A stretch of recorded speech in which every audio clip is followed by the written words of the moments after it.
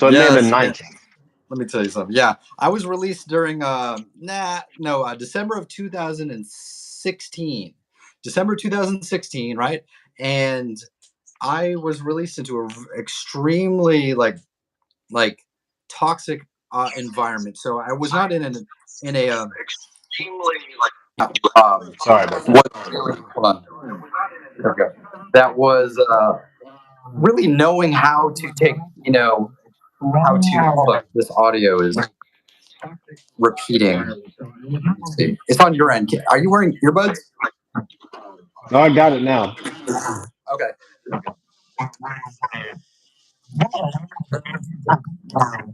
I'm so confused. Sorry. Hold on a second here.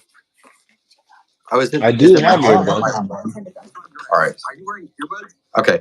So what had happened was, a lot of people, they don't know how to handle people who've been locked up for a long time because Right. you've been shaped by an entirely foreign environment that has nothing at all, related to the social simulation. So people don't really know how to help you acclimate sometimes, and sometimes you Right. have people who just don't know how to help you or how to understand you. And I actually tried to, reestablish. I tried to fix, my marriage, which Right. it had ended for a good reason, but I was doing it for the wrong reasons. I was trying to, you know, uh, trying to, make it better for my daughter and for myself, and Right. it was a very short-sighted idea, and it ended up not being a very safe environment for me. So I revocated and I went on the run, and that's when I broke into a customs controlled shipyard in Miami, and How did that happen?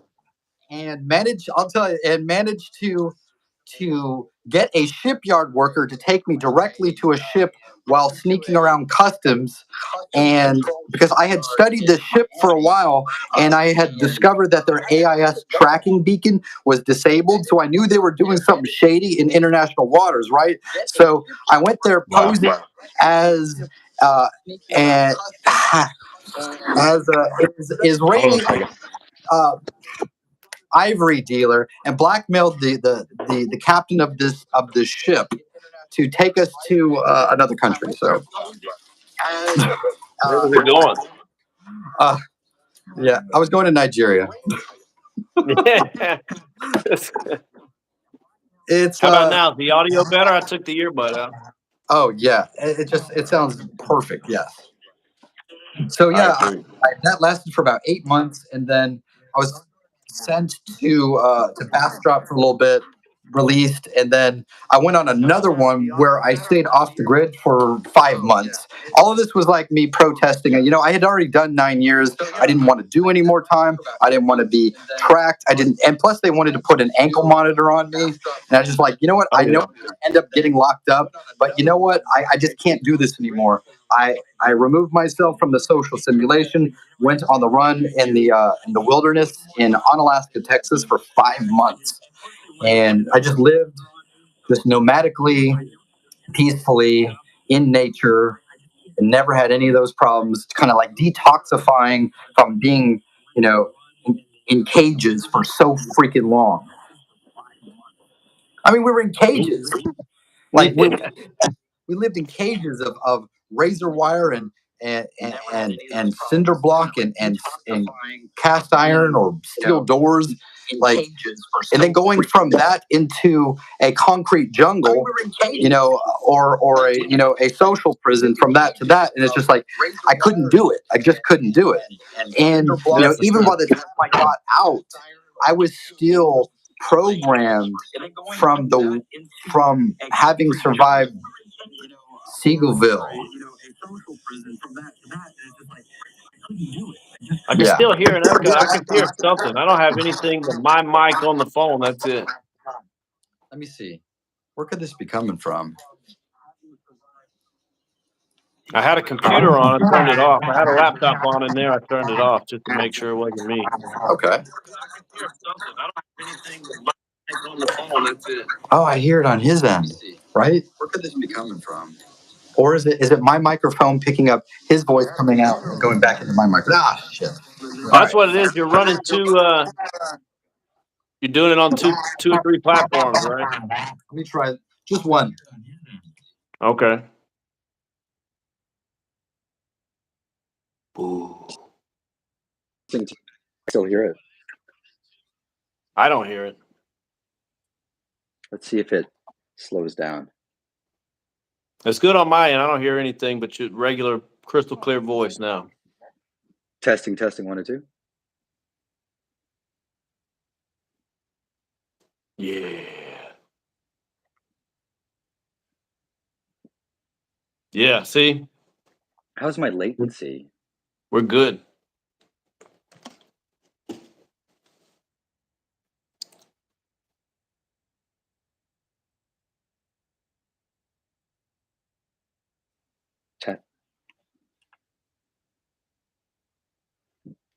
It's good over here. I What keep I'm hearing is hearing good. like my voice coming through. No, that's for searching. Here, let me close this out the chats. I don't think it's that though. All right. All right. The people in the chat saying it's fine now. Me too. On my end, it's good. Holy shit, I keep hearing like echoes of my voice coming through. What could that be? Restart the screen. Okay, so they're saying fine. I'll push through it. See if we can. That's so insane. Hey, I remember when I first saw you. You go ahead and put this on. When I first saw you talk lately, I about was that. like, he's gained some weight. But then I was looking about it like I've gained some weight. But I'm thinking, I'm remembering, Right. we're in a place where we look like POWs. You know what I mean? We were both just skin and bones. Everybody in there was skin and bones. Yeah, I know. Like it was that diet, it's that stress diet. Yeah, But it's but the also food. the fact that they don't really feed you anything.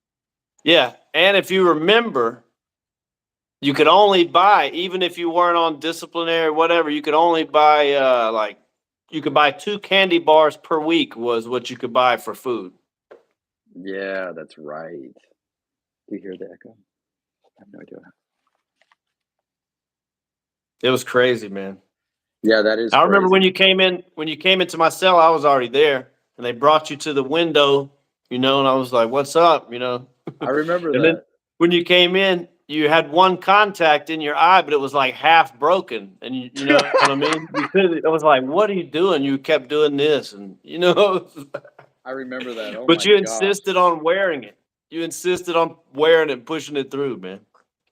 I know, man. Like I didn't want to face like dealing with prison, not being able to see. You know what I mean? Like Oh because yeah, I learned from spending 2 times in jail, for spending 2 years in Seagoville, the federal detention center, that like you need to be able to see your environment. You need to be able to read the room, and oh it's yeah, hard to read the room if you can't see how people are feeling. You know what I mean? for sure. Yeah. Oh my God. What's funny is like we ate together one time in the chow hall before we ended up living together in AdSeg. I'd seen you and you were wondering if I was in the right place.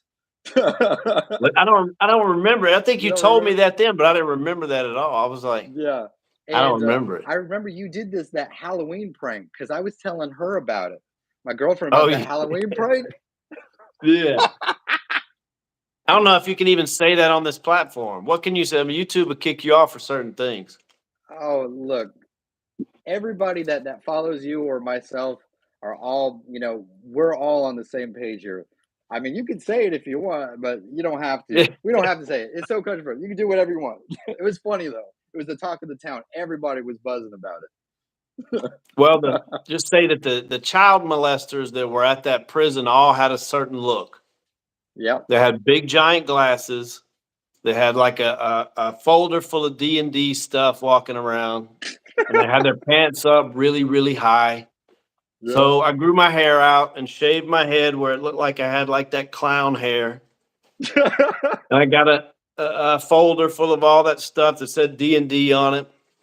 Just walked around asking people, weird questions and acting like even the guards thought it was. Everybody thought it was funny. Wow. You had everyone fooled, bro. Like you were in like the perfect, like you were incognito. Yeah. It was so funny. It got old though, because I had the pants pulled up, everything, the big glasses, all of it. Oh my gosh. I It heard was funny. like you went up to one of the TVs and just started just changing the Oh yeah, channels. yeah. Because they couldn't touch the TVs or anything, so everybody was like, "Hey man, what are you? Oh, it's you, man. What are you doing, man?" That's hilarious. It was pretty Oh good. my God. Yeah, that was funny. Oh man. So here's what happened was, because of my computer hacking charge, they have the discretion, like they have the ability to be like, they're going to revoke, you know, certain people, from having access to the inmate email system if they feel it could Right, pose a risk to the right. orderly safety and the orderly running of the institution. So I was on appeal at the time, and it was 2011, 2012. I was trying to fight my case because I was hoping to overturn my sentence and have a lesser sentence, right? And I asked this dude, his name was Jerry Reed. I'll never forget it. Jerry Reed. I was like, hey, Jerry Reed, like I need to freaking email my attorney, right? And so I was like, he's like, all right, well, here's the deal. Like, you give me some honey buns and a bag of coffee every month. Like, you can use it all you want. I was like, yes, perfect. So after they revoked my email, I started using Jerry Reed's email. And, I'm emailing my attorney and I'm emailing some of my friends too.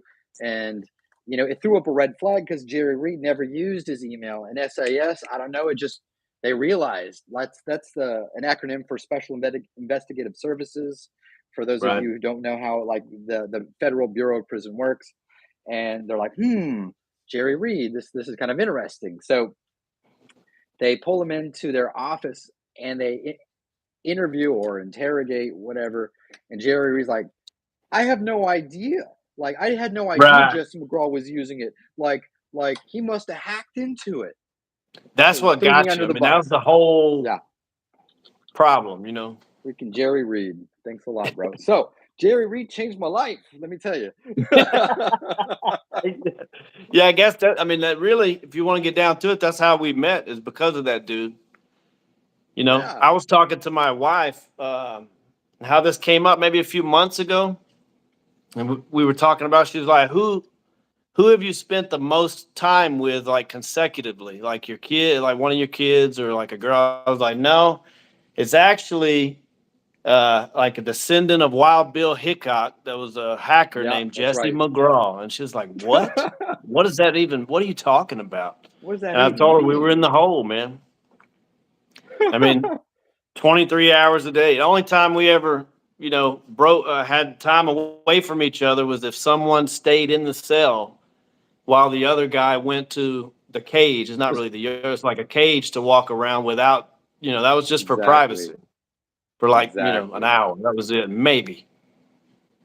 No, It you're was right about wild. that. Wow.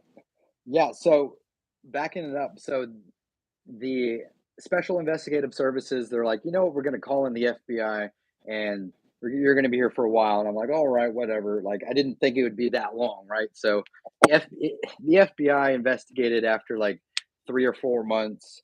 At that time, here's I was put into the cell with you, and just to make things easier for people to understand, this is we refer to this as like solitary confinement. Technically it's administrative segregation.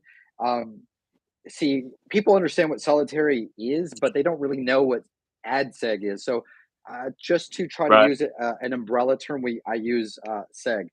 But so this is usually it's what it's designed for is like for they really designed this for like protective custody when somebody needs to be protected, they put them in there, and when somebody really fucks up or is a threat to themselves or others, they throw them there. But the problem is that the Bureau of Prisons uses this as a form of like punitive Punishment. punishment, uh, and they also use it as a form of retaliation and of coercion, manipulation. If someone doesn't want to like, I don't know, if someone doesn't want to play hardball or doesn't want to tell them, anything like that that would be helpful or useful in their investigation because they're not a snitch, then they'll throw them in there, and they'll try to use that environment to try to break them and get Oh them to yeah, talk. So, that's what they use it for. And, for sure. I mean, for someone who might have used the computer to hack, the, you know, prison systems, like that is not necessarily the best place to put them. Like it just doesn't really. But like I said, it's used for punitive punishment. So,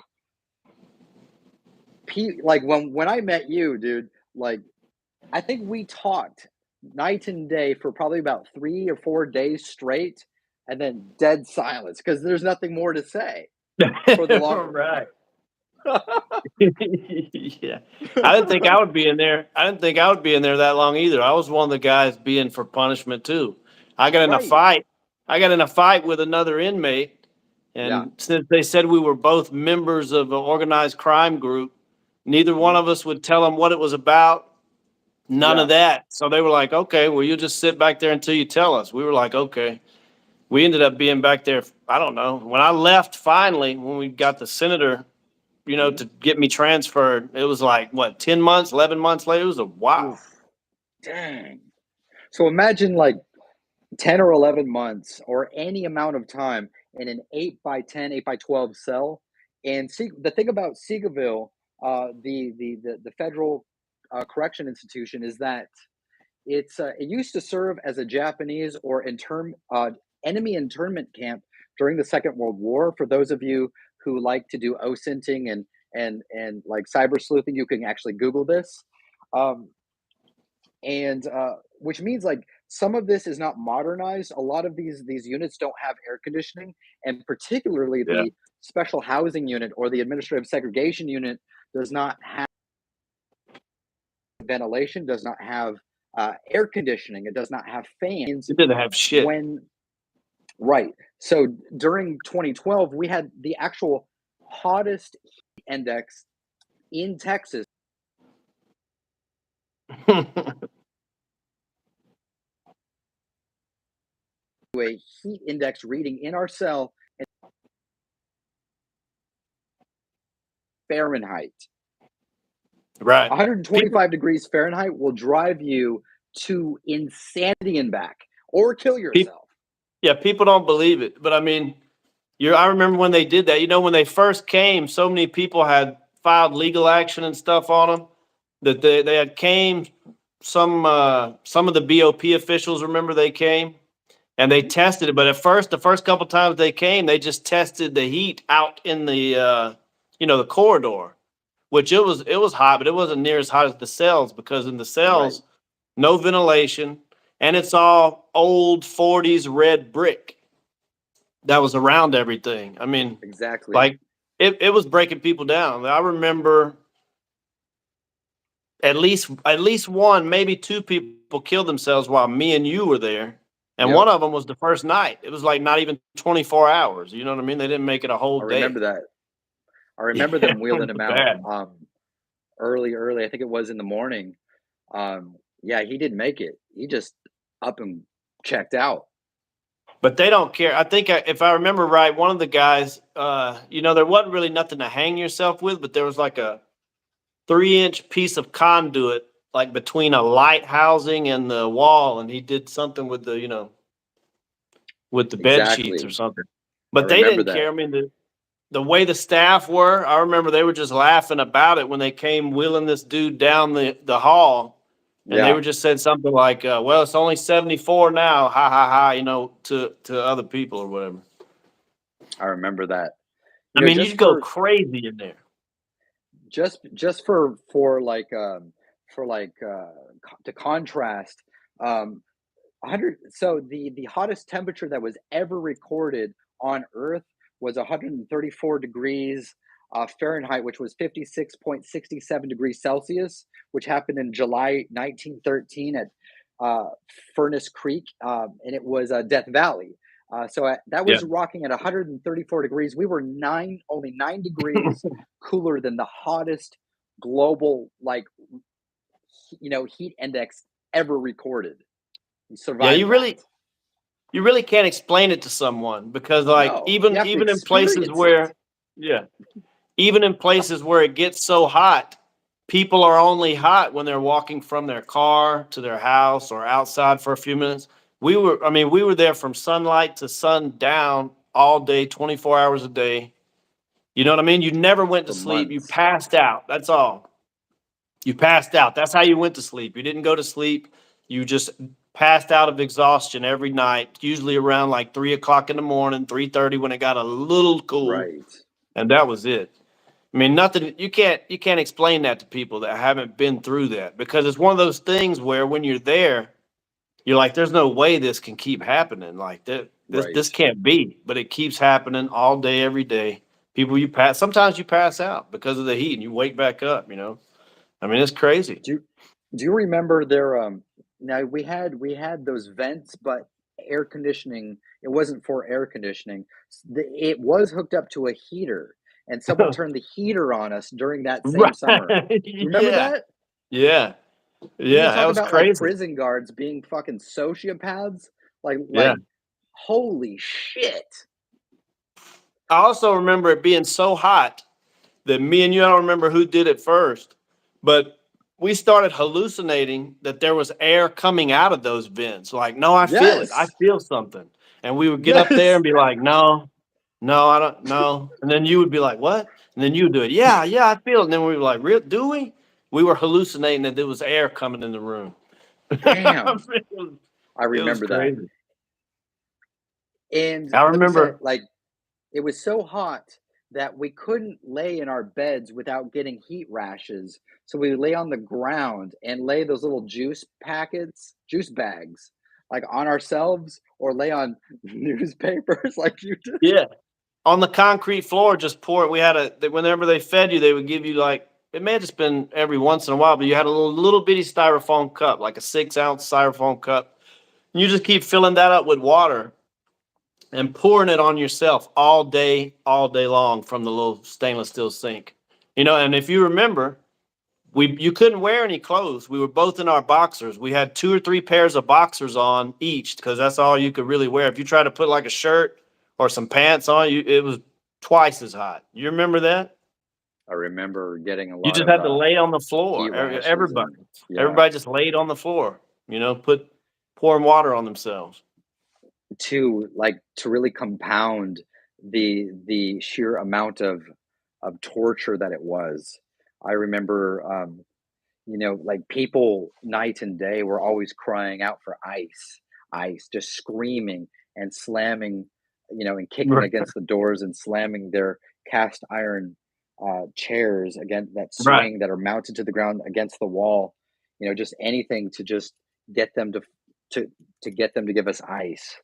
And one of the things I remember is like because of the constant lighting in the cells, and the constant noise, and then them walking by and jangling their keys and maybe like bumping or kicking the doors or talking loudly.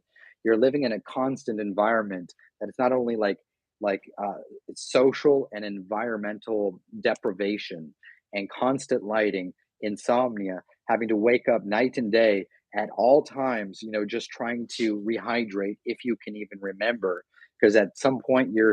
you've just crapped out from exhaustion. Like, and I remember some nights I'm so exhausted, I would just lay there and be like, I just don't have the energy to get up and get more water. Just fuck it. Right.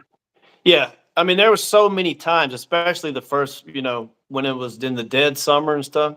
There's so Yeah. many times there. You don't know if you're gonna make you don't know if when you are falling asleep, you don't know if you're falling asleep or you're dying. Cause I mean it's so bad. You don't know. I didn't know if you're passing out or you're dying this time. It was that hot. I remember going outside in those rec cages, and to make the environmental deprivation even worse, what they did is they draped those recreational cages, which are oftentimes called kennels, um, like what Mhm. you would put a dog in, so that it would limit our ability to see out even more and for others to Right. see in. Right. It got so bad. I remember, um, wait, before I tell about that, but it was Officer, um, man, what was his name? I was telling you about him just the other day.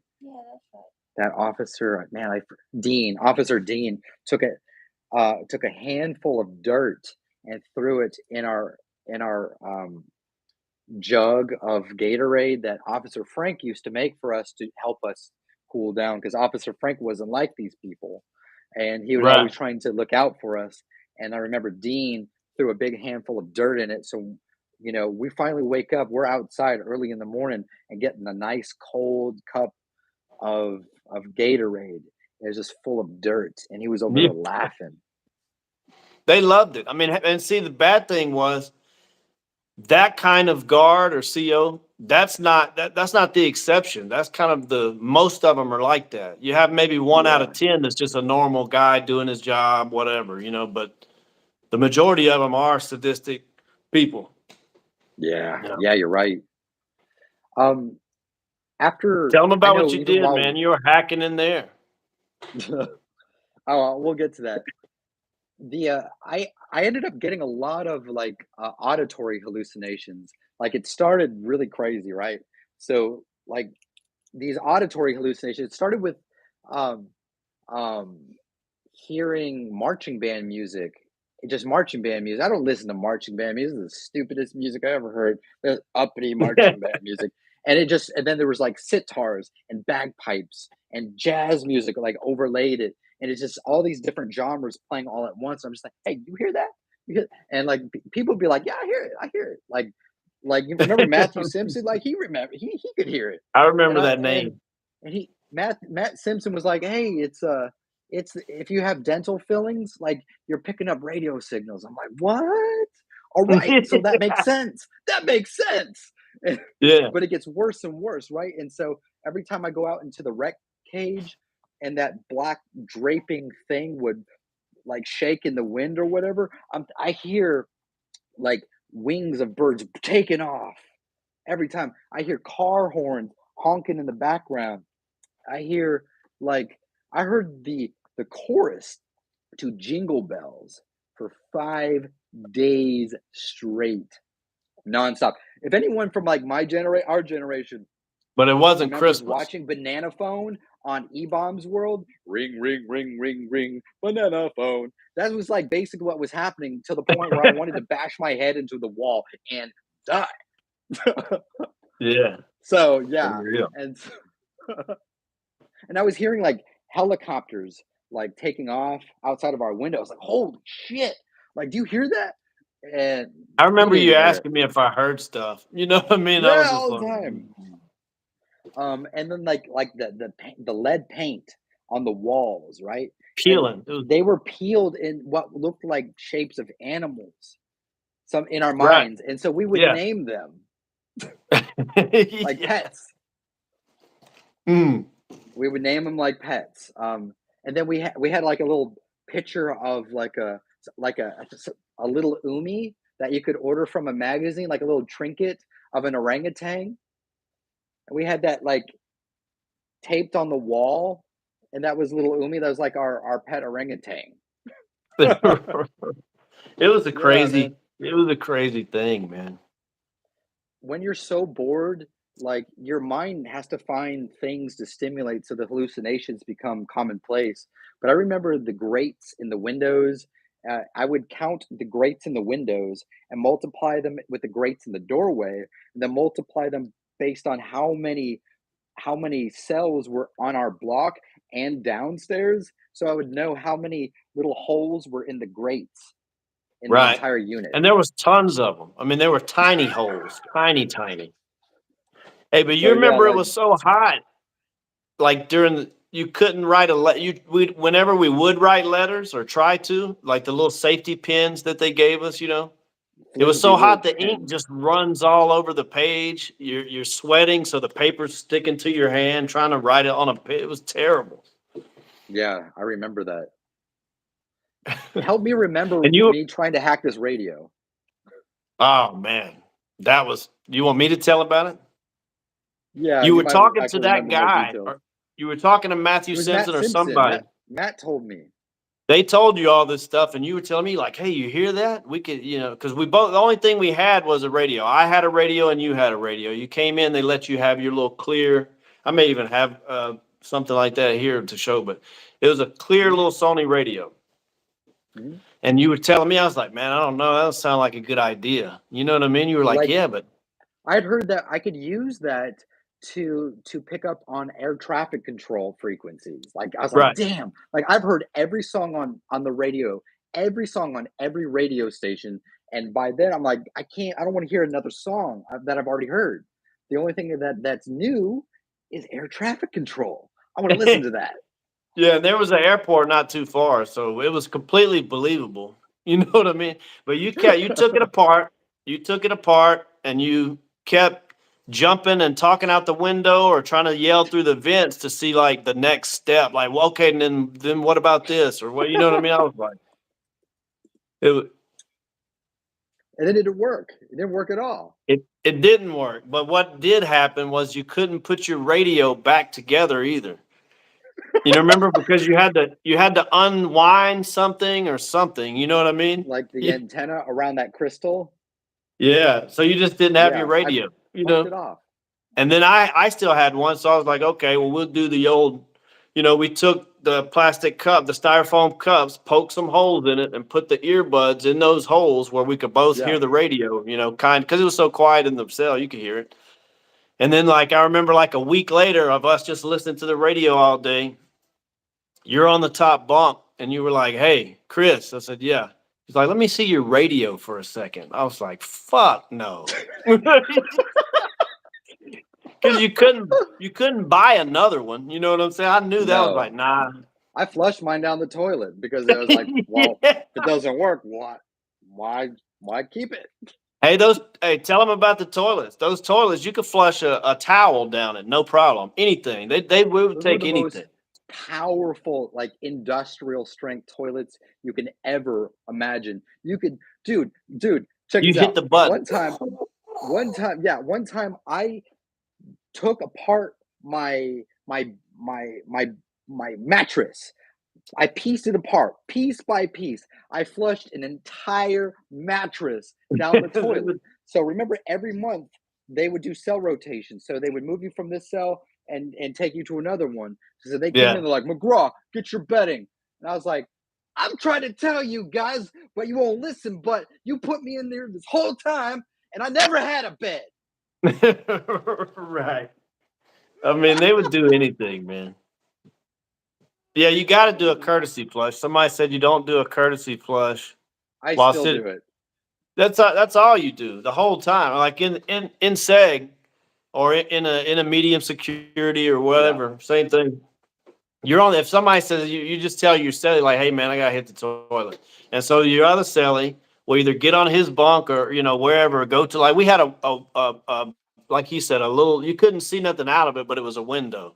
So we'd go over there and pretend to see out the window, or either get on the bunk and just look at the wall. You know what I mean? And the whole time, people are.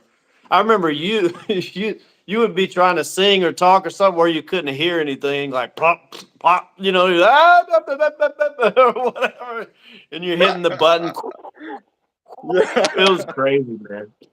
Hey, you were there when the city did the aerial spraying for West Nile virus. Remember that?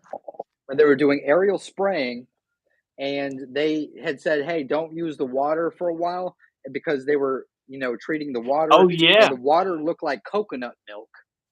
That's how yeah, but much that's the only water chlorine you was in had. it. And so Yeah, when they did the aerial spraying, they're like, "Shut your windows." It's like, damn, like, whoa, how we can't breathe.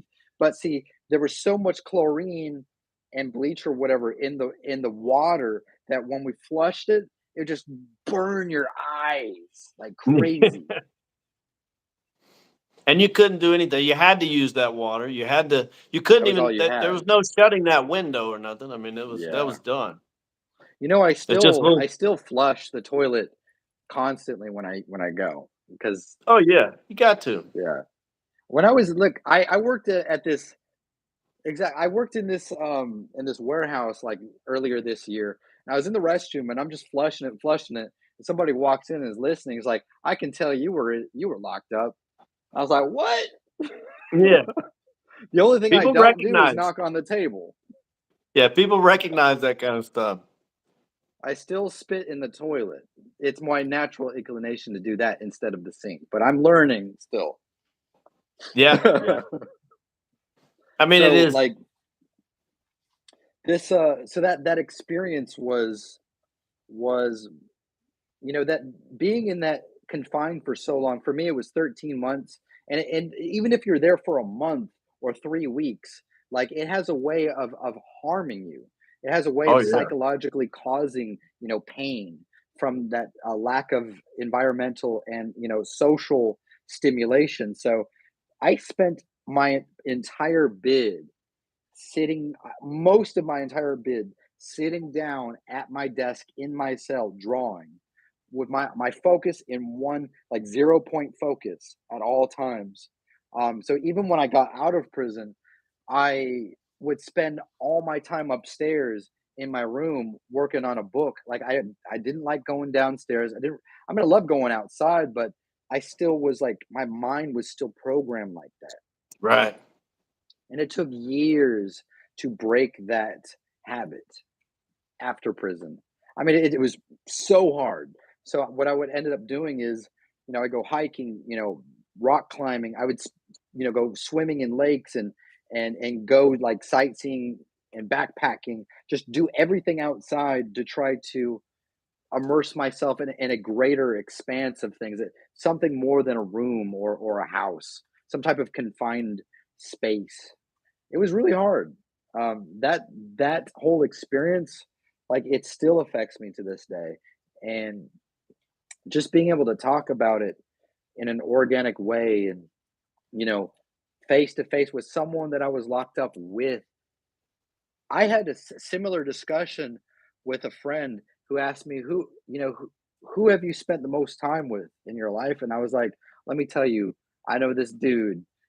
We met in AdSeg and I spent over 8 months with this dude trapped in an 8 by 10, 8 by 12 cell.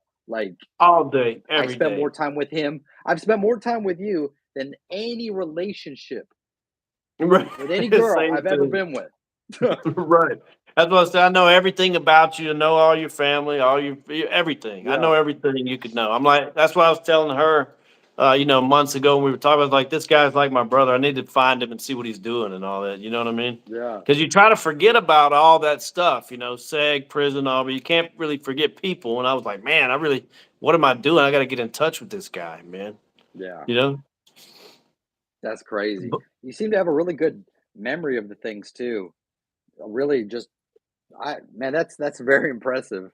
I try not to dwell on it, but I mean, when I get in the Yeah, mode of thinking about it, it'll take over you, and you'll just be right. I'll just start having a flood of all of it. This and that happened. You know what I mean? Like right. it all comes back to you. But like you said, I mean, you're never the same after that. I mean, prison is one thing. Prison's an inconvenience. It's like going to the doctor's office for 11 years. Sitting doing this, doing that.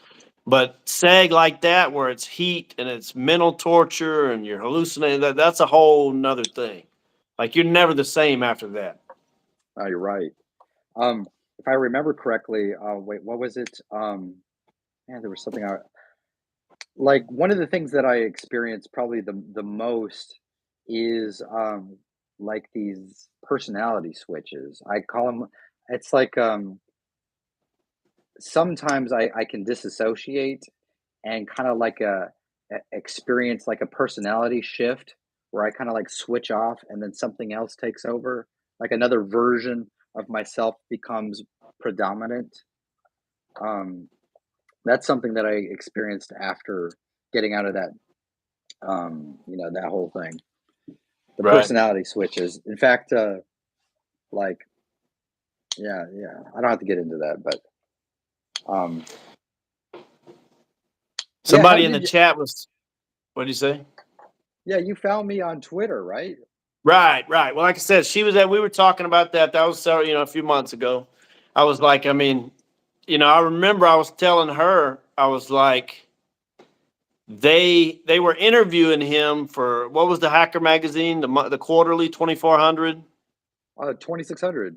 2600. Yeah, sorry, I'm not a hacker, But No, you're yeah, good. 2600. I was telling her, I was like, they were interviewing him from our cell. You know, they'd send the questions in, he'd write the answers and stuff, mail them out.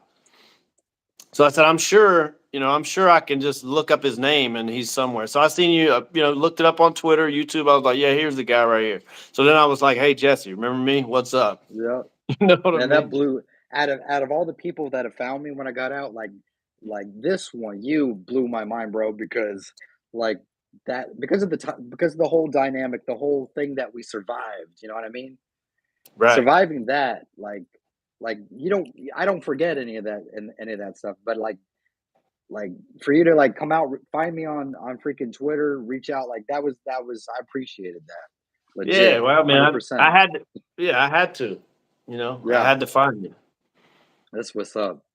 Man, that's crazy. So, did you have any difficulty like finding work after that whole experience? After any of it, prison, after prison? Oh yeah. Yeah. Especially too, because I didn't live in Mississippi whenever I Hmm. got arrested on my case, which was a drug Hmm. trafficking case. But they made me come back to Mississippi, where I'm originally from. You know what I mean? Hmm. Because the case was here. So Oh. you know what I'm saying? So when I got back here and my name was associated with that case and with drug trafficking and all this kind of stuff. So yeah, it was Hmm. terrible for me to try to find a job, period. The only thing I could Damn, do was getting a CDL and driving trucks, transporting stuff and doing that. That's what I've been doing. that's what's up. I hear that actually pays really well. Sometimes, yeah, they That's can. what It does. does all right. That's But what's up. it's what's the bad thing about it is I say it's a weird thing about it. Driving, like, I'm not doing it right now, driving across country. I'm doing like more of a local thing. Hmm. But Okay. when I first got out, I'm driving across the country in one of these semis, and it's got living quarters in it, in the truck. But it's so similar to a cell, like the dimensions and stuff. I was like, Oh man, this is wow. this is great. As far as like not great, I'm saying I it know was what you mean. familiar. It was Yeah, it's familiar. I was familiar. like, I had the same size mattress thing. I'm like, okay, all right, I can deal with this or whatever.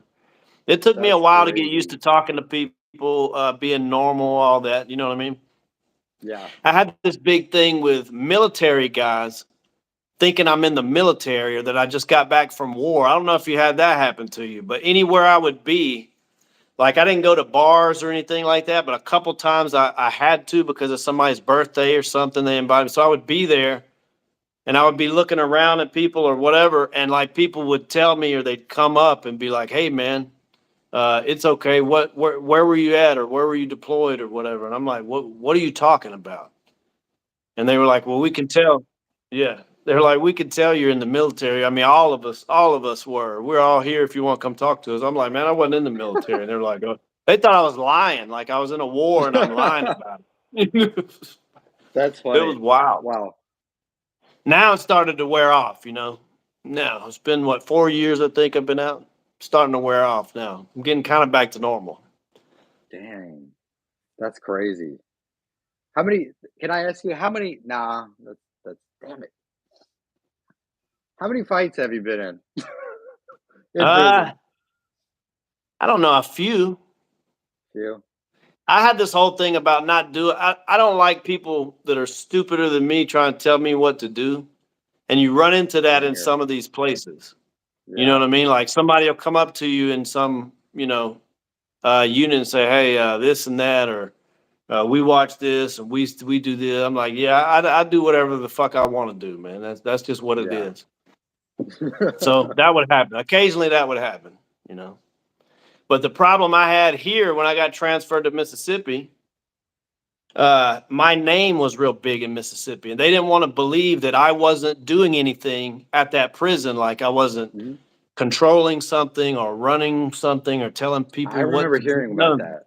Yeah, Yeah. that was the problem because I would go to the hole all the time for different investigations. Like they would have a food strike or they would have some kind of thing. If they Food arrested, strike.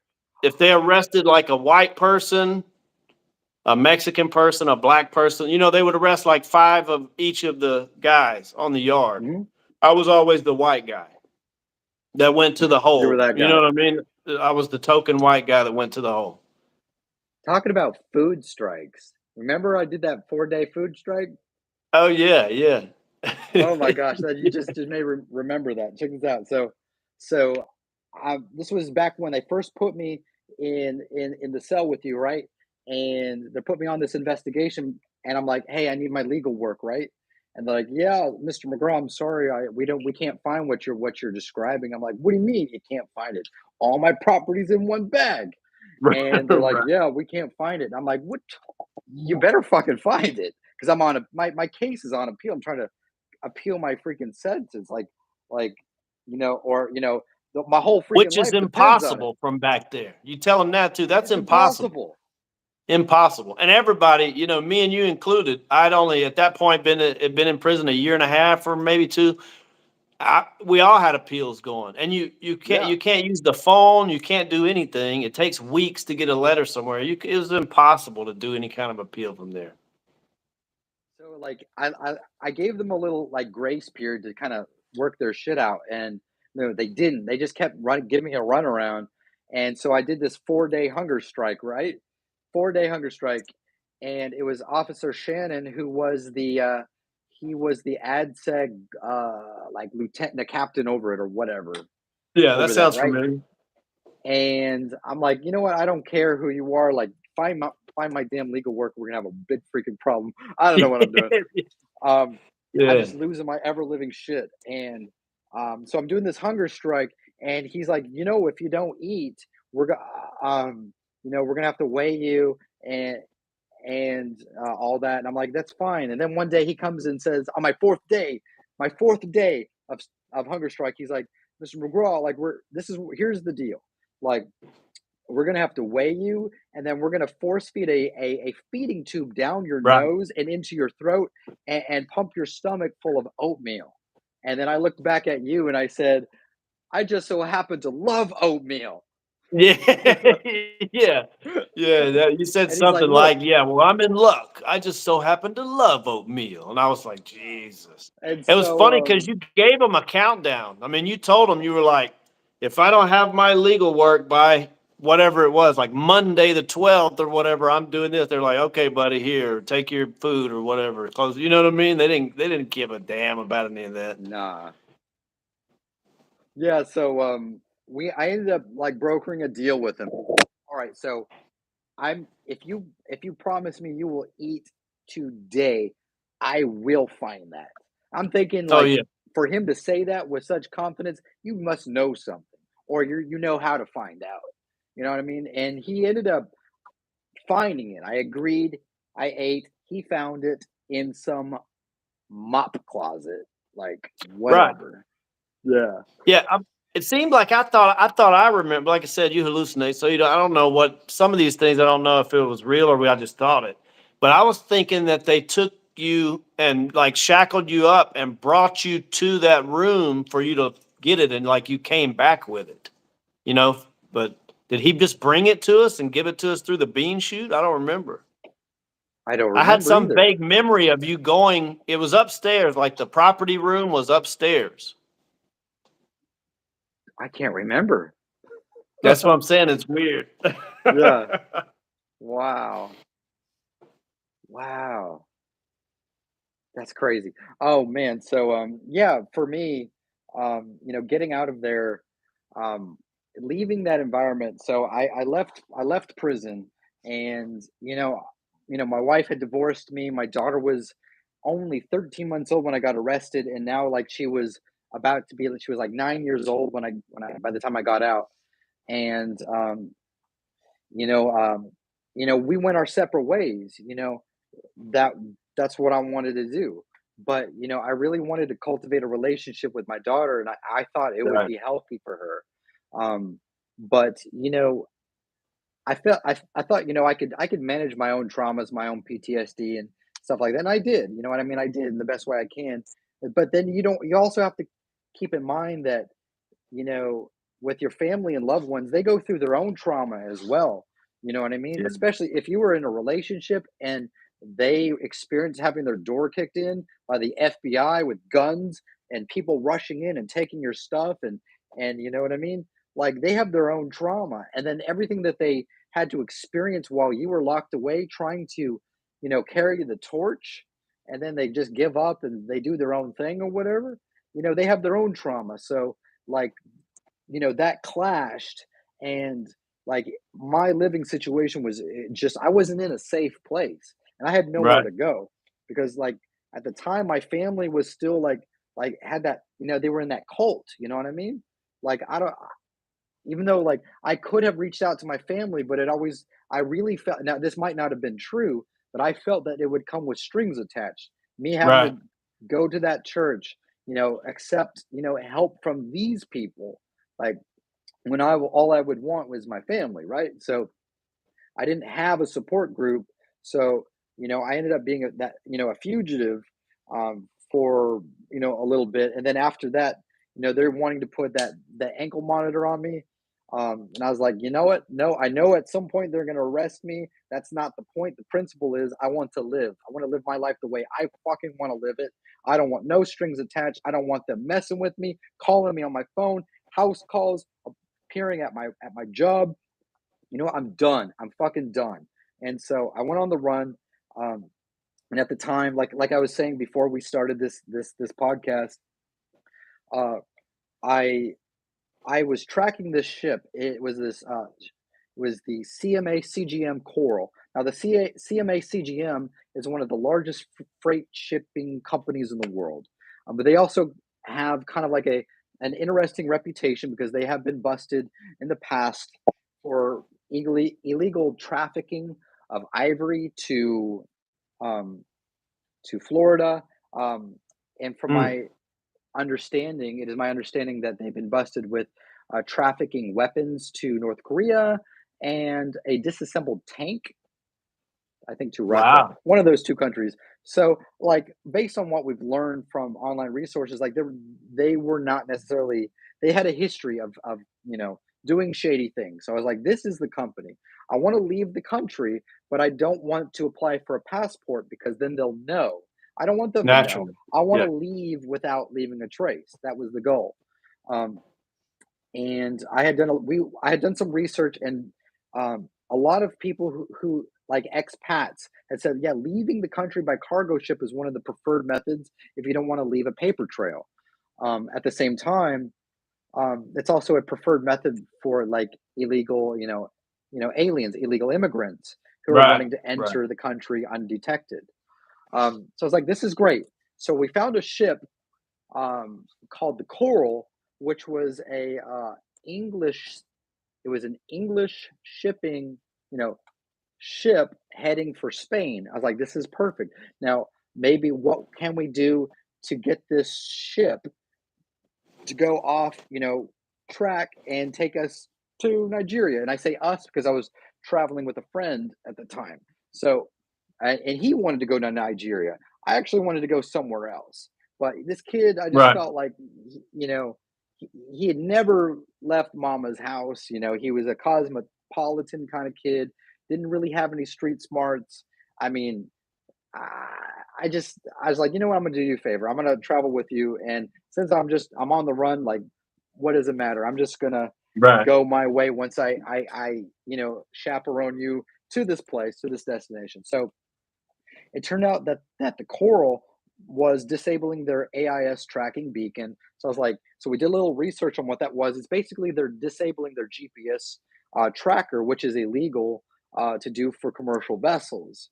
And Right. so I was like, you know what? Something's going on. So for days we would watch this ship, and when it would make port, like as it's entering, leaving international waters, it would reappear where where it was supposed to be on the manifest or on the schedule, and then it would disappear once it would leave waters and enter international waters. I was like, there's something going on. And so I mean, I can't even explain to you how this happened, right? Because we're two people in Miami with backpacking gear towering over our heads, right? And you have to cross this huge bridge in broad daylight, albeit sometimes there's these tourists who are also crossing this bridge and to a Right. waiting area where they check in with customs who are milling about outside, checking passports, tickets, and identifications. We walked right through them, maneuvered around them, and went inside the building trying to find how to find the ship. We didn't know how to reach the coral, and so we talked to one of the shuttle drivers. Nobody really knows. So one of the shuttle drivers like, you got to head underneath the parking garage, and over this thing here. And so we walked past a guarded checkpoint with two guard points, a squad car and a guard shack. And now we walked straight through the checkpoint, through all with all of these shipyard workers, like wearing yellow Nice. hard hats, the whole freaking deal, all the way through that. And on the other side, there's a gauntlet of customs agents with drug sniffing dogs, all the way through. And we're like, oh my God, it's a dead end. There's no ship. Oh my God, what are we going to do? Like, I'm thinking we're going to get arrested. Like, I went on freaking eBay before I made this trip and ordered a handcuff key with one of those concealed belts, because I'm like, I'm not going back to prison right now. Like, I've got a mission, right? Right.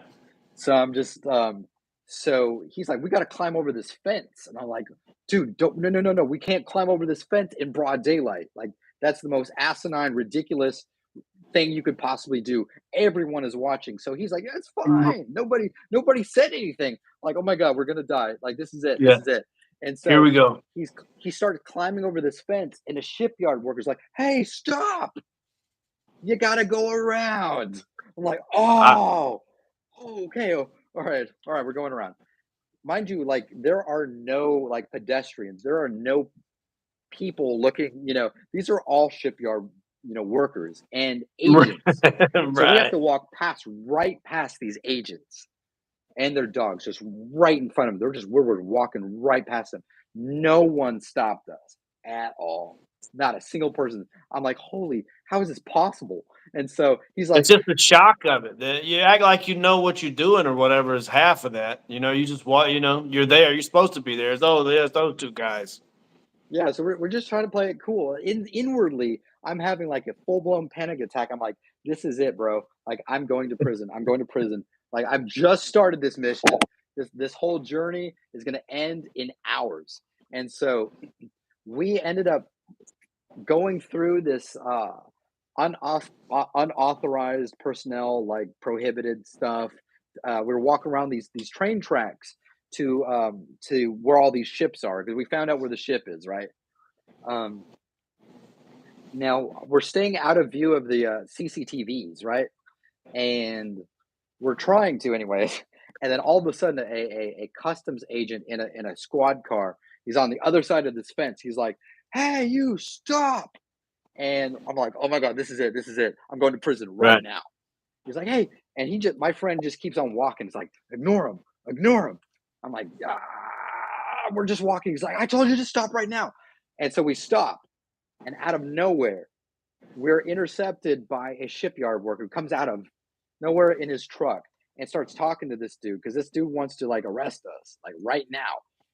And he's like, I'm going to handle this. And so he says, throw your stuff in the back of the truck. And we do. He's like, are you guys fucking insane? Like, do you realize that cop was going to arrest you? Like, and so my thing is like, I social engineer my way through it by pretending to be foreign. Right. So I put on this thick, like Israeli English, accent, like as if I was a natural born Sabra, like someone born in Israel, because I do speak Hebrew. And so I'm foreign. Like, I'm foreign. What do you? I don't know what's what. I'm foreign. So it works. It works every time, right? And so he takes us straight to the ship and drops us off and leaves.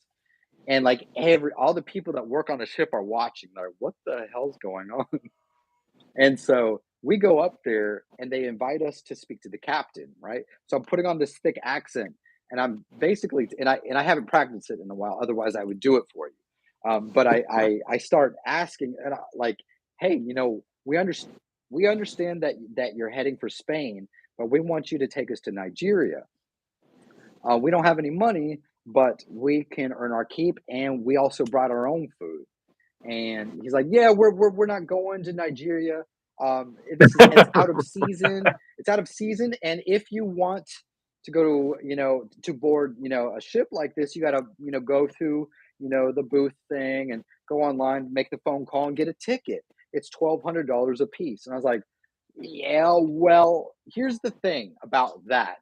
Like, we understand that you're disabling your AIS tracking beacon. We've been watching you for over a month. And here's the deal. Like, Nice. do you understand like the ramifications that what would happen if like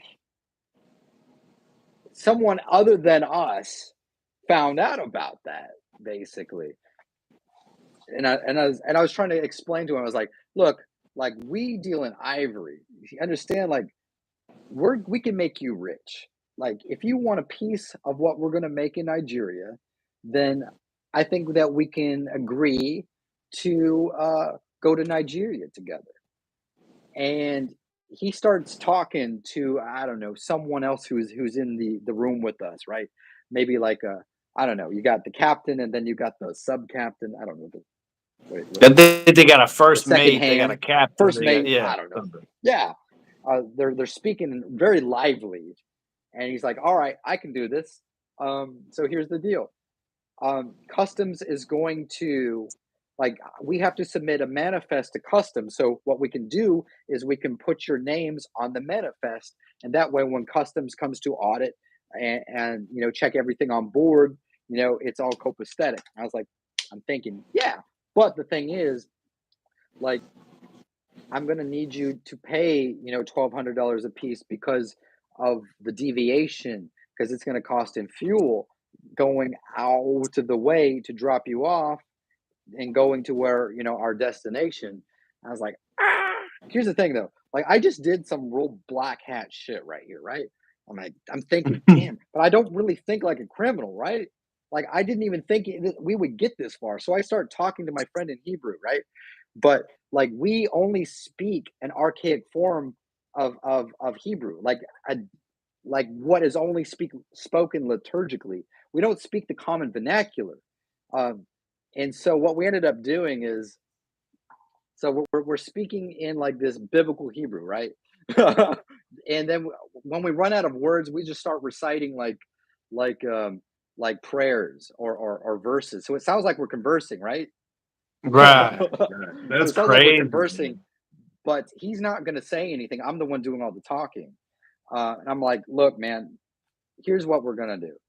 We're going to get off the ship, and we're going to find someone else who's willing to play ball with us. Because I'm not really a criminal. Like I could have pushed this envelope, right, just to see how far I could go, but I didn't know, because I just it's not something that I'm very apt at doing, is like Right. trying to bend people or to use leverage to blackmail, because that's basically what I was doing, is blackmailing the captain of the Right. ship. I just couldn't do it. So I was like, damn it. So we're gonna leave. And so he's like, wait, just wait just a minute. We're gonna get someone to come and get you. I'm like, oh, this is it. This is it. This is it. We're going to prison. We're going to prison, buddy. And so he's on the phone. I'm like, this is it. This is it. He's like, dude, chill. Like they could have called the police at any time. Like everything's fine. Everything's fine. So they escort us outside of the ship and they leave us there. And I'm ready to shuck this thing off, this pack, and I'm ready to dive in the ocean right now because it's not happening. And then a black van shows up. I'm like, damn it, this is it. This is it. This is it. It's Last a thing you black want to van. see. And he's like, dude, like, you don't know. It's just a black van. You're going to literally dive in the ocean for nothing. I'm like, you don't know that. He's like, you don't know that. I was like, all right, bro, whatever. So it's a security guard. It's a security guard. It's just a security guard driving a black van. And she takes us to a freaking bus stop. So, yeah, Crazy.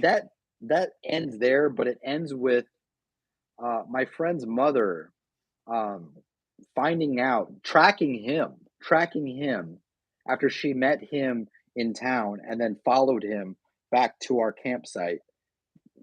And that's how I got rearrested. That's how they caught me. And then I went into Miami Federal Detention Center waiting to be extradited back to Texas. Hey, so when you got released to Dallas, or where they release you from?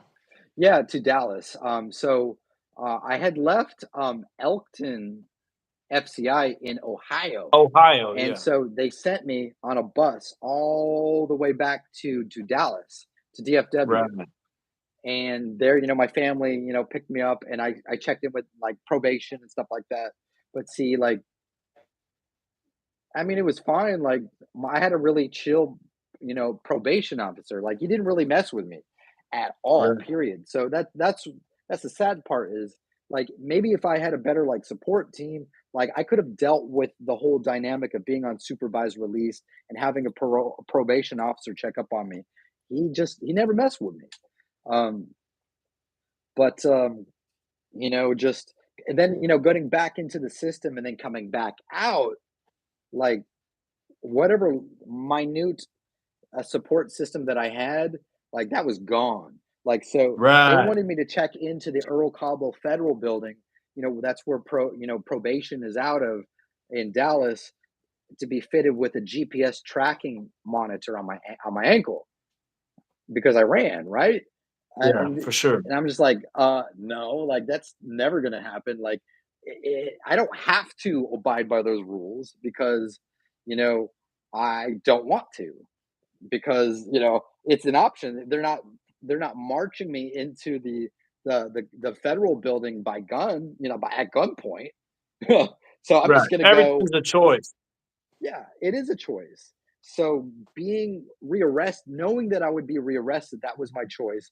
But what I got to experience changed my life, bro. I went from cages to being out in the forest for 5 months, surviving in Onalaska, Texas, and um, Cedar Hill State Park.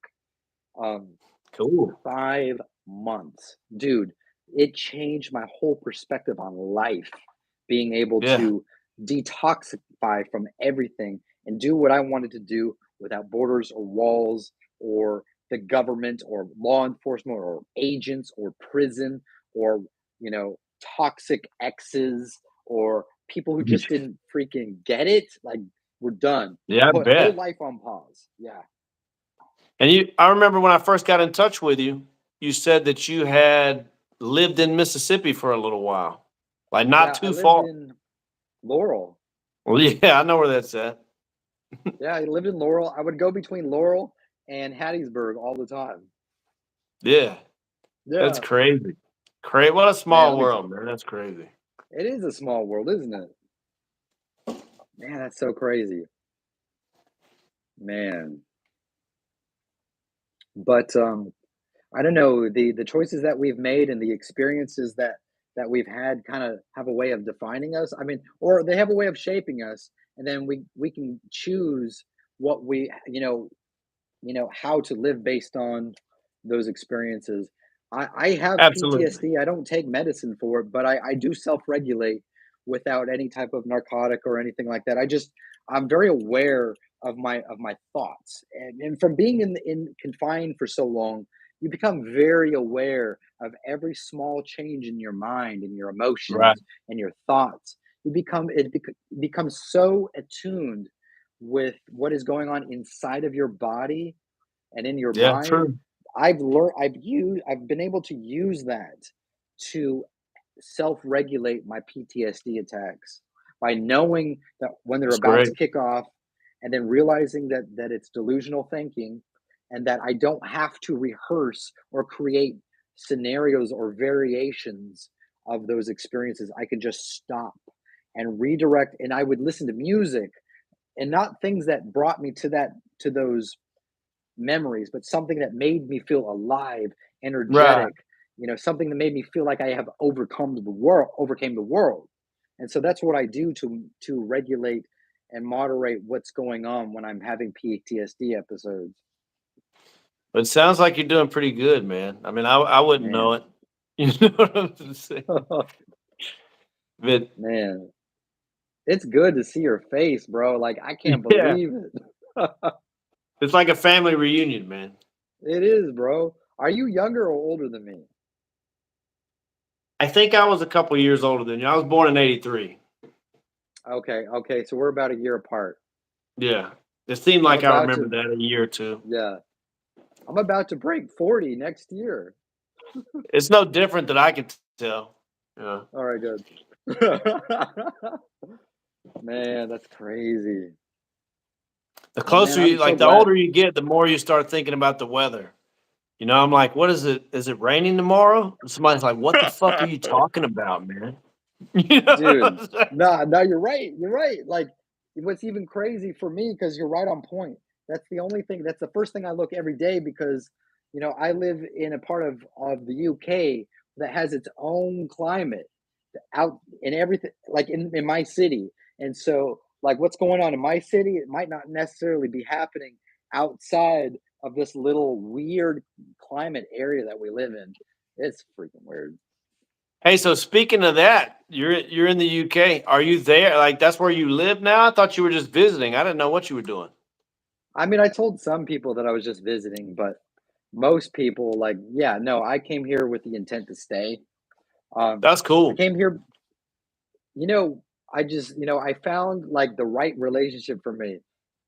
And not only that, like, I don't particularly like living in America. I don't like living in America because of my whole prison and law enforcement experience. That whole thing changed my whole perspective on everything. And It's an so, incarceration nation, man. You know that. I mean, everything's all about jail, incarcerated.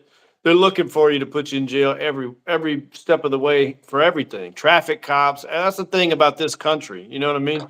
The cops aren't here to help you. They're here to put you in jail some way or another. no, you're right about that. I mean, we're still rocking 1.2 million people, I think it is, incarcerated, or is it No, it's 2.5? No, it's no, 2.5. it's gotta be more than that, right? It's like But 2% of the population, like four four point no, it five is. Yeah. million, I think. If you look at the people who are on, parole, probation, or or people who are just ex-felons in general, like there are millions of ex-felons in this state, Tons. in the United States, because it is Martha right, and Stewart. it's so, yeah, and it's so I mean, profitable that everybody. prison incarceration is so profitable that we have um, privatized prisons for, that make money off of housing us, and that That's people it. can actually, it's on the New York stock exchange. You can make, you can invest in stocks in the prison industrial complex. It's insanity. Me and you went through this in SEG. I remember I don't remember how we got it, if we requested it from some legal place or something, but we got the paper or a book or something that showed how much they pay for each inmate to be there. And it was $74 per That's inmate. right. And me and you were like, what are they doing with that $74, man? Like we get like $1 worth Dude, of food every day. Like what are they, it's just it's a it's shakedown. They're insane. just taking the money. According to CBS News, it says nearly 80 Americans, or about one third of the U.S. Adult population, are living with some kind of criminal record. For more than 19 million Americans, that conviction has led to a felony, or, on their permanent record. That sounds That's a right. lot of It's people. crazy. It's crazy. Hey, since you're gonna be over there for a while, I got a guy that's a friend of mine, is one of the best hypnotists in the world. Oh, His you've been name's telling me Rory about Z. that.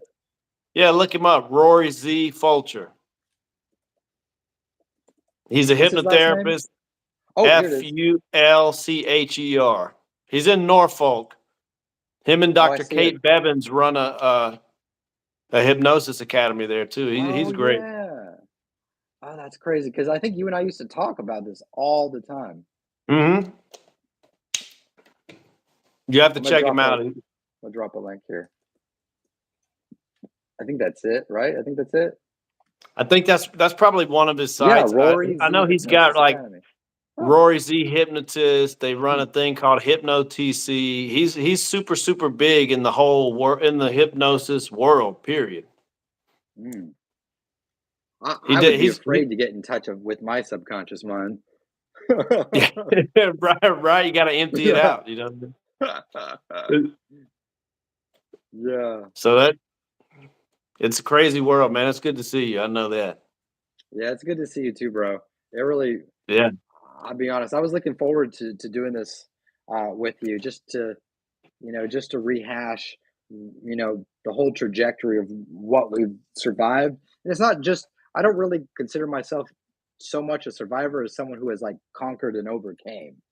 Like I know there's Right. bumps in the road, but I know like you, like we don't see ourselves as victims of the system. Like we were just there and we overcame and survived and rose above it against insurmountable odds. If things were We so did bad good. that people just off themselves, like that one dude on his first day there, and yet here we are living and looking back and say that we have survived something that most people will never comprehend. And Yeah, but in some way it makes you stronger. I now oh know yeah, for what I'm sure. capable of surviving and enduring. Like like there when I look at things that make other people like worry if they can't do it, I can look back and say, "Well, dude, let me tell you something." And then I can look back and say like there's nothing that I can't endure. Or there's nothing that I can't overcome.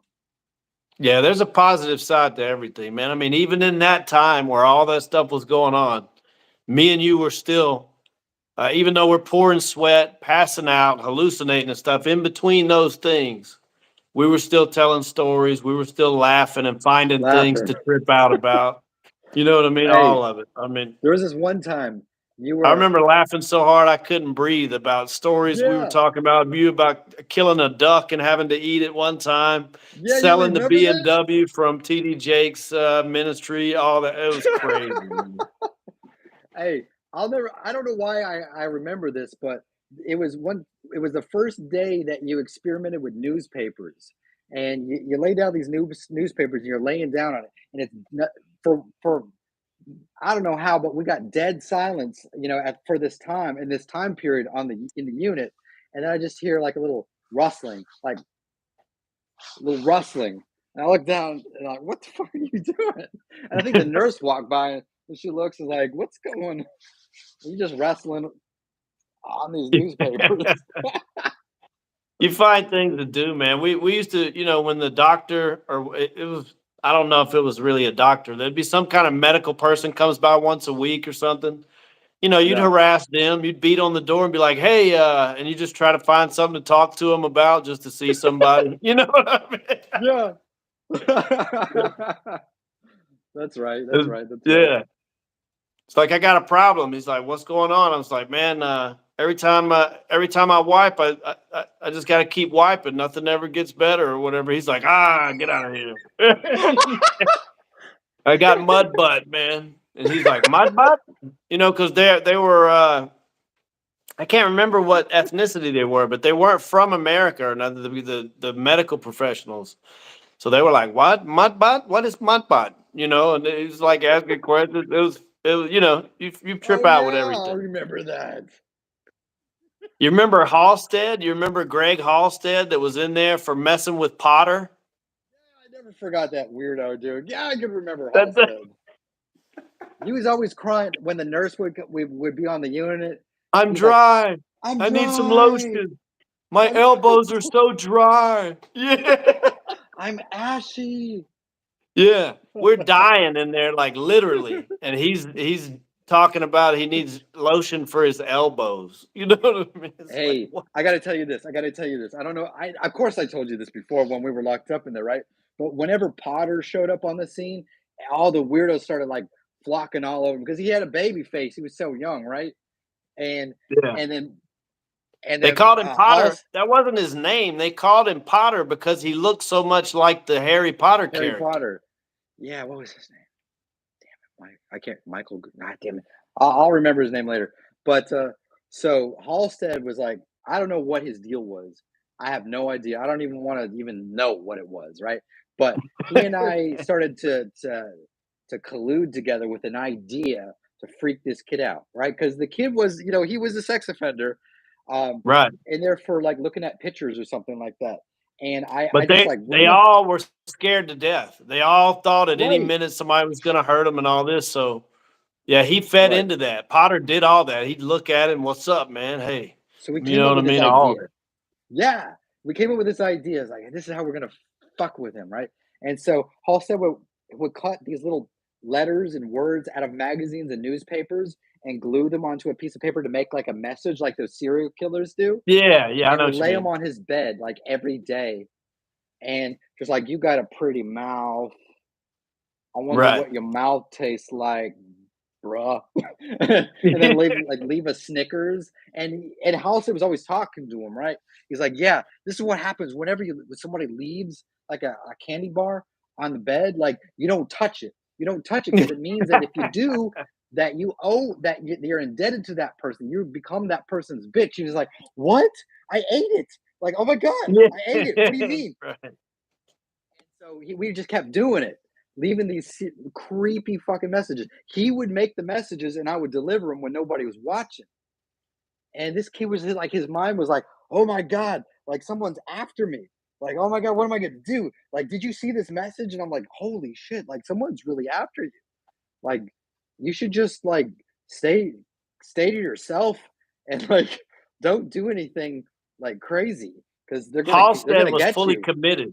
He was fully committed, even after he went to the hole for threatening that guy and all that.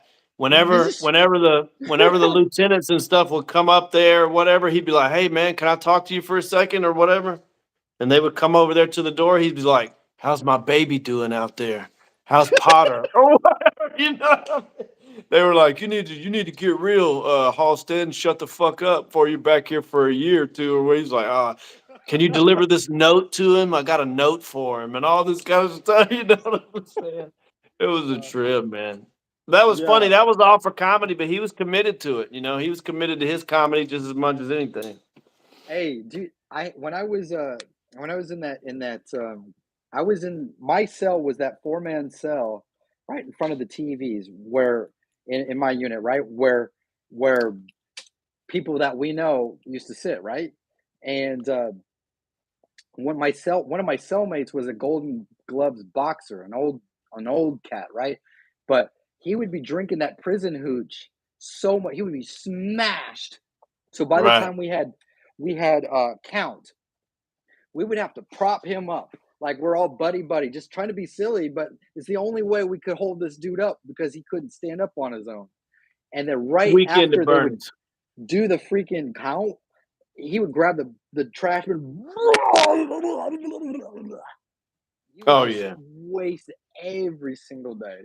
And then Halstead would want to pick fights with him. It's like, oh yeah, you're a Golden Gloves boxer. Well, you ain't. Hey, Potter said you ain't shit. Potter said he could whoop your Right. ass. And this dude would be so wasted. He's like, where's this motherfucker? I'm gonna beat his little bitch ass. Oh, where you are, Potter? I'm gonna kick your ass. And Potter's like, what do you want? I didn't do anything. He was on Potter. His life goal was to Always terrorize that kid to death, man. terrorized. He probably still does. That's been what, 15 years ago or something? 14. I would be fully no, it wouldn't surprise me a bit if he was still sending that guy like terrorist letters, and you know what I mean? He terrorized him for years. Yeah, he wired in like on a level of devotion I've never seen. Like he had that stalker like thing going on like I've never seen before. He's a trip, man. Oh That was man, just that what was he funny. chose to do with his extra time, man, was That's it. I think terrorize that's that all it was kid, man. really. It just kept him That's what I laughing. mean. You know what I mean? Yeah, for sure. Saying it's what you For do to keep sure. sane is just do something funny, make funny shit happen. Crazy. I remember you used to wear out those cardboards too. You know, like we didn't have a fan or nothing when me and you was in SEG, and Yeah, you would buy the notepad, you know what I mean, just for the yeah, cardboard, yeah. and you'd tear I off the remember that. paper and just fan yourself. But you would do it so much, and you never stop because it's after I don't know 1 day or 2 days, that cardboard would be just nothing. I mean, it was Flimsy. just like a piece of paper. Yeah, it was Yeah, I crazy, remember man. the ink running out of those pens. Holy damn. Yeah, that was I crazy. remember whenever I got to the next facility, like the transfer facility from there, like Oklahoma, Oklahoma I City. was Yeah. freezing. I was freezing because you haven't been in any air conditioning for a Yeah. year. You know what I mean? So I mean, everything was freezing to me. I was freezing. But now the I one remember good that. thing is I never get hot. After that, I've never been hot after that ever. Right. Like anytime I've ever been somewhere and somebody's like, "Man, it's really hot, isn't it?" I'm like, "No, it's not at all hot." You know what I mean? That's crazy. No, no, I That know. that was hot. Yeah, when it would get hot in my truck because my truck didn't have any AC, like, I always remember, like, this ain't shit, like, I can deal and endure any type of heat. Oh yeah. Well, there sometimes though, sometimes, like, inside the room, but if it's inside the house and it's really hot, I'll start to feel like I'm, claustrophobic Oh yeah. Maybe when it it's brings you hot in back. there. Yeah, yeah, yeah, yeah, yeah, yeah.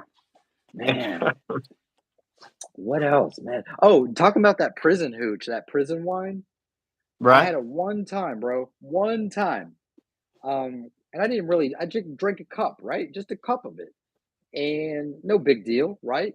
Um, and so I went to sleep. Everything went fine. I went to Chow Hall the next day for lunch. And as I'm coming back, I swing by education to take a leak. And I think I hallucinated something I can't explain. It may have been. I never did mess with it, man, because it looked like I don't want to say, but it was red and it had stuff in it. It looked like vomit to me. I couldn't even think about drinking it. You know what I'm saying? It was terrible looking. Yeah. But I did. Hey. They would cook. Some people would take that stuff and they would cook it off somehow Mhm. with I don't know, with something got into the light system and they would cook it with like electricity to where they would make it clear. It was like moonshine. I did try that one time, a couple shots of that. That was different. I mean, it just looked like pure alcohol. It was just clear and Wow. burned blue, all Oh, that. You could wow. I took a couple shots of that, but that's out of of my whole career in prison. I took those two shots one time because you got to be aware of everything. So I didn't want to be Right, messed up. I mean, there was people on heroin, there was people drinking. Everybody in there is trying to get out of their mind. Most of them on something. I'm just trying to watch right. everything. No, you're right It was about that. wild. Dude, Halstead used to troll the supervisor of education. In fact, I used to do it with him, We got to and look for that guy. him. I got to find him. I was in touch with him for a little while. I just No way. when he got out. Yeah, he was. No, I'm He actually was talking about that was his name Stewart? who I'm And he talking used to wear about was that pimp Greg. hat. Oh, I don't remember that. This guy was Greg Halstead. He was a bald headed guy, No, no, big I was goatee. I'm He no, had a I'm big so sorry. gray Like goatee. the supervisor of education. No, no. I was talking about Oh, the I don't know. supervisor. She was this giant, the tallest woman I think I've ever seen. She was very tall, but she was That's really weird. She was really that weird and kind sounds of familiar.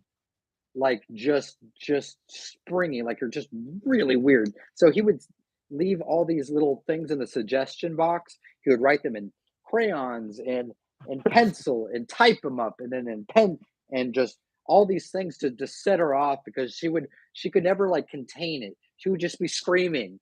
Like I think after like a week of this, she's like got him in her hands like, who the fuck keeps putting these in the box? He was a trip. I don't think I ever went. I may have been to education one time while I was there because that's where the Right. legal library was at, right? Where the legal computers are. Yeah, it's a weird place.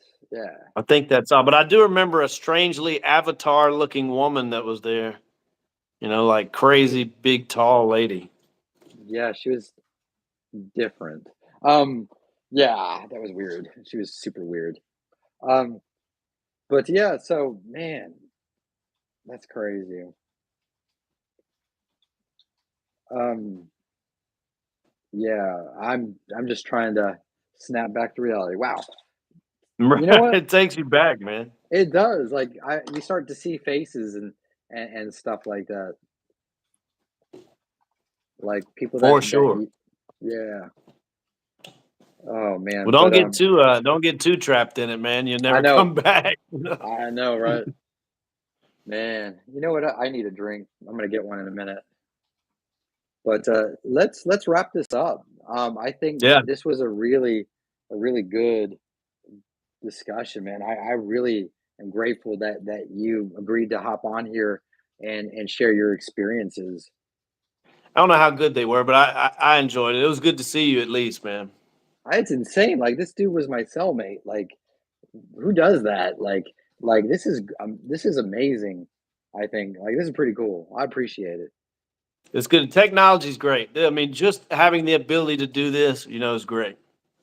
You know what's crazy is I think all right when you first got locked up, I think all right in 2008 the first iPhone came out, right? But Right. we didn't have smartwatches. We didn't really have tablets.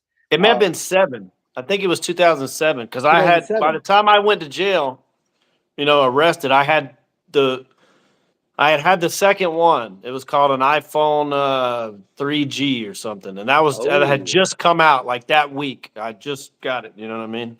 And when I got back and looked at them, I was like, they were like this big. They're like right. tiny. You know what I mean? I was like, oh Dude, my god. yeah. Like when I got out, like I had never seen a smartphone before. I had never seen a tablet.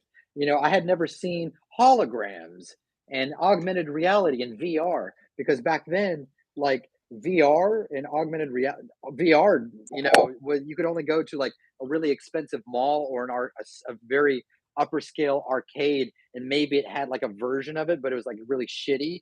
And now, like I come out and it was like coming out of a slow moving time machine. Someone took me to like Oh Dave yeah. and Buster's, and I'm seeing freaking holograms and all this other stuff, and I'm like, holy shit, what the fuck? It was like stepping out into the future, but I was never. Right. You and I weren't there to be a part of the social Gradual and technology. the technological quantum leap that happened while we were away. It's like seeing a Man, spaceship, man. When you're looking at something, you're like, "What the fuck is this, man? How does it do I that?" know. Or you know what I mean? When people ask me like, when I tell people about like hacking, right? And I try to um you know it when I first got out, I didn't even get back into cybersecurity. I really wanted nothing to do with it at my last time, right? Um Right. Coming out. I just was like I'm going to live this ordinary ass life doing ordinary ass shit. And somehow I got sucked back into it, but not like before, right? Like I don't, I still haven't committed a Disclaimer. crime. I still haven't committed Right. a crime since Me neither. 2009, Me neither. right? Exactly. So, but like a lot of what I remembered because of the trauma that I went through, not only that, like the religious aspect of it, because my mother at the time would always like she had the understanding that like hacking was like the devil and it was a demon. Ghost Exodus was a demon. My ex-wife was Right. like, I you should remember you telling me all that. like that's like the devil, and that's like you have to get rid of all that stuff. Hacking, all of that is all of Satan. And I'm like, so all this Right. is traumatic for me because I'm trying to understand, like, well, right, how what do I got to do to like make my family like accept me, right? Because right at the time I'm like I'm in the shoe, I'm in solitary, whatever. But my family is not really on par. They're not really helpful. I'm like, well, so I would start getting rid of my 2,600 magazines. I got rid of all of my discovery evidence that was given to me by my lawyer, and all my screenshots, my notes, all my hacking notes.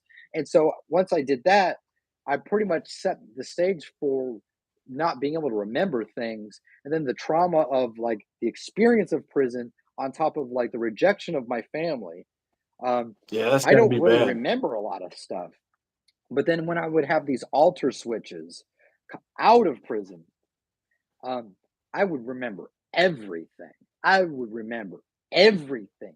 And like, it's just, I've had to go back and do studies through like Try Hack Me, Hack the Box, Udemy, YouTube. And so I got back up, to where I want to be in cybersecurity, in penetration testing, and, being able to also go back and see what I missed. A lot of stuff hasn't really changed. Um, that's one of the things that people always ask me is how much has, hacking changed? I mean, hackers have changed exponentially, but like the scripts that we use still stay the same. The exploits have become more sophisticated, and that's basically it. The devices, yeah, like these smart devices that we use, they're just computers. They're just Right. smaller. Little Nothing's really handheld changed. computers, man. Yeah. Yeah. And people are drawn, they're on them all day long. All day long. So it's there's been a learning curve, getting on the up and up, but I really feel like I'm in a good space because you see me like rocking augmented reality. You know what I mean? Right. Right. Well, whatever Like you're doing, it's I'm working there for now. you, man. It's working. Thank You're in you, a good bro. space. It's working for you. You look really happy and everything, man. It's great to see you. You always have a place here. Anytime you're ever here, you could come here, whatever you want, man. I love you. It's great to see you. I'm closer to this Man, guy than my own brother, man. I love you. likewise, bro. Man, let me tell you, it's been a pleasure. I love you, man. Thank you for doing this. No, thank you. I'm glad to be here, man. Take care of yourself. All right. Hey, you too. All All right. right. Take it Later. easy, bro. Bye. All right, man. Let me see here. That was something. Hey, everyone that stuck around, I really appreciate you hanging out and listening to our story. Let me see if I can keep the chat open for a second. Someone knows something about the ETA is on the TK domain. That's right. I actually still have graphics from that time period. I had to recover an old photo bucket account the FBI missed, and some of our old ETA images and our banners for our forum was in there. So yeah, I remember that. What was it, man? ETA crew.tk it was, I think. I don't know. That's crazy. And hack forums, hack forums, hack forums, hack forums. Oh yeah, hack forums, man. They had those realistic missions. Those were badass. I remember those. I kind of that's how I learned like some rudimentary uh, SQL injections from that training site back in the day. That's crazy. Hack forums, yeah, that's what's up. Let's see. I wonder if I could like kill my video. I'd love to see the screenshot. All right, what I'll do is once I can I put them on here? I don't think I can. What I can do is if you follow me on Twitter, I'll put them on my Twitter feed. Even if you don't have a Twitter account or an X account, you could still hop on and see it since my profile is public. Yeah, I'll do that. I'll do that tonight. I'll do that actually once I close this. All right, cool people. I'm gonna let's see, mute my microphone right here.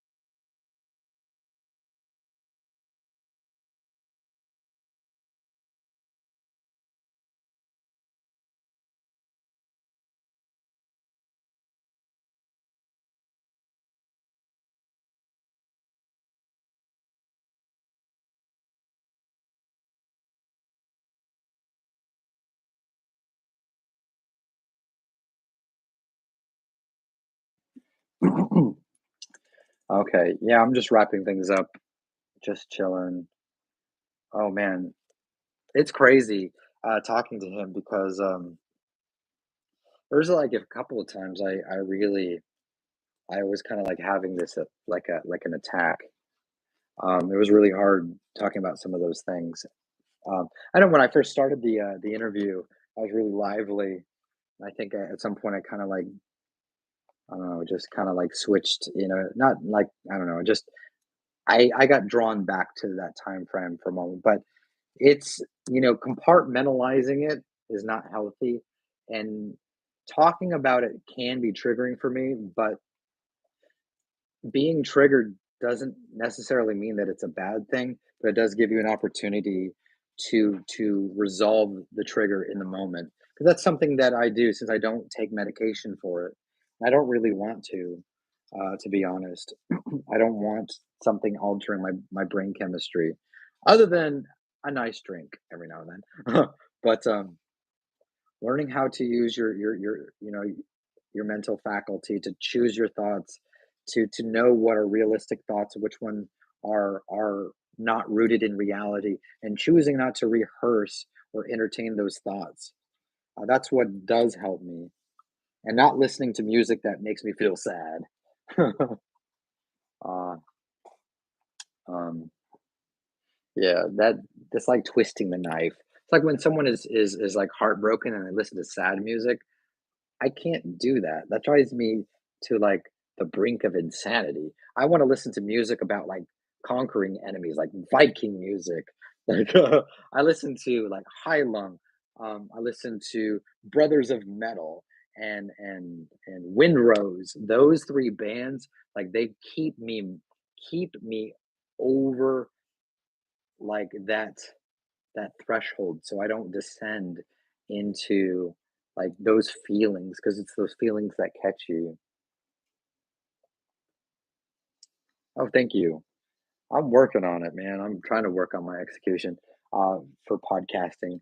My inspiration for podcasting, and I will never be able to hold a candle to the way he does it so well, because he is so well spoken, and it's Jack Resider. Jack Resider from Darknet Diaries was my first um, exposure to podcasting, because I didn't listen to podcasts my whole life until someone turned me on to Darknet Diaries, and I can't even emulate the way he does things because he is such a master at what he does. Um, and he interviewed me, Jack from Darknet Diaries. It was episode 70, and this was during COVID. Okay, during COVID, I was a fry cook in a restaurant. Okay, um, and like I wasn't even anywhere in like the cybersecurity spaces. He just reached out and wanted to tell my story, and I hadn't really told this story in years, so it was really hard for me to articulate. I could set a link if it helps. It was hard for me to articulate the story because, like, it wasn't something that was like innate. It wasn't something that I was used to. I didn't talk about it for years in prison because of that trauma and wanting to forge a new identity that wasn't rooted in hacking. That didn't work, but so like the way I spoke, the vernacular as a hacker, you know, and also just I was a network security analyst too before I was arrested, and like it took me a long time to just try to figure out how to articulate it. And when he asks me like why, the botnets, like what was that like? The only thing I could muster up was like the power.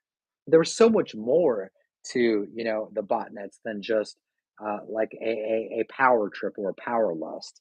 And I just didn't know how to articulate that for the audience because it wasn't something I'd thought about. I'd thought about it for years. And I'm not talking about 2, 3, 4 years. I'm talking about like close to a what was it, like 5, 6 years maybe. I just stopped entirely. It was done. Um, and I just it was difficult, but he was able to use the interview and make a good story out of it, and to help articulate for our audience, basically the narrative. Um, and I got to meet him at DEF CON. So anyone who goes to DEF CON, finding Jack Resider is interesting because he's always in his aesthetic. It's almost like he's incognito. You'd have to look very careful to like you know the aesthetic is like it's like old school hacker, and it's so badass, fucking cool. All right, Dark Net DIAR episode 70. There we go. I'm gonna link it in the chat. And I think he was wearing like it wasn't a fedora, but it was like some type of black cool hat.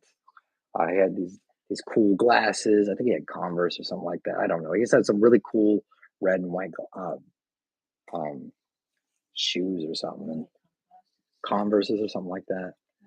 A lot of like colorful, like red and like these bracelets with like the Darknet Diary bracelets. So I'm just, man, it was really cool. And meeting that dude and hearing his voice like in person was pretty tight. Oh, nice. Yeah, that's cool. Wait, I just ADD'd out. Hold on. I keep forgetting I'm supposed to drop this link. Score 1 for having ADD. This is what it's like. Boop. There we go. Yeah, he did a good job. Yeah. Oh, damn. That's crazy. Wait, at the time you were recruited, uh, who recruited you? That's what I want to know. Should I wait? This might be one of those things where you plead the fifth, and if that, yes. Oh man. Oh, I did. I recruited him. John Swanson. Ron Swanson. Ron Swanson. Okay. Can you tell me what your alias was, or would that blow your cover? I don't know. Or handle. Man, Hack Farms was crazy. That was crazy. Yeah, we were able to recruit a lot from there. We also like absorbed the membership from IMC. Yeah, that was great. We had like 50 members in a single day. That was badass.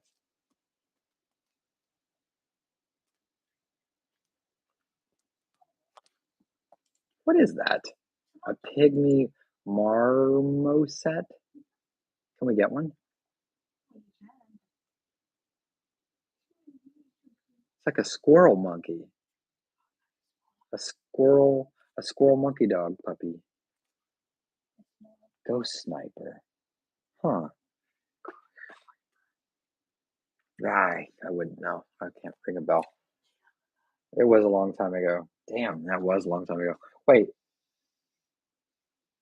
hmm. Was it before I was arrested? Yeah. Is that what he said? I think he did. Yeah, no, he said I recruited him. Yeah, so that's right. Just the other day,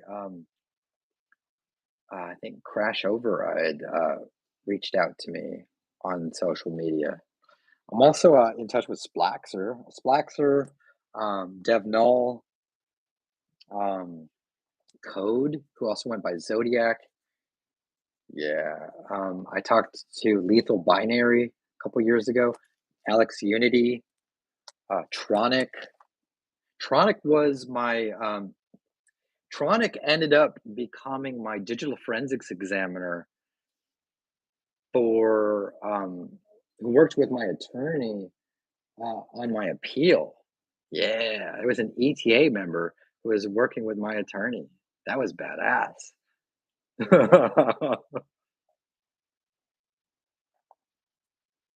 Oh, a couple days before I was arrested. Oh man. Yeah, my mind a couple days before I was arrested was like a toxic soup. I knew I was going to get arrested.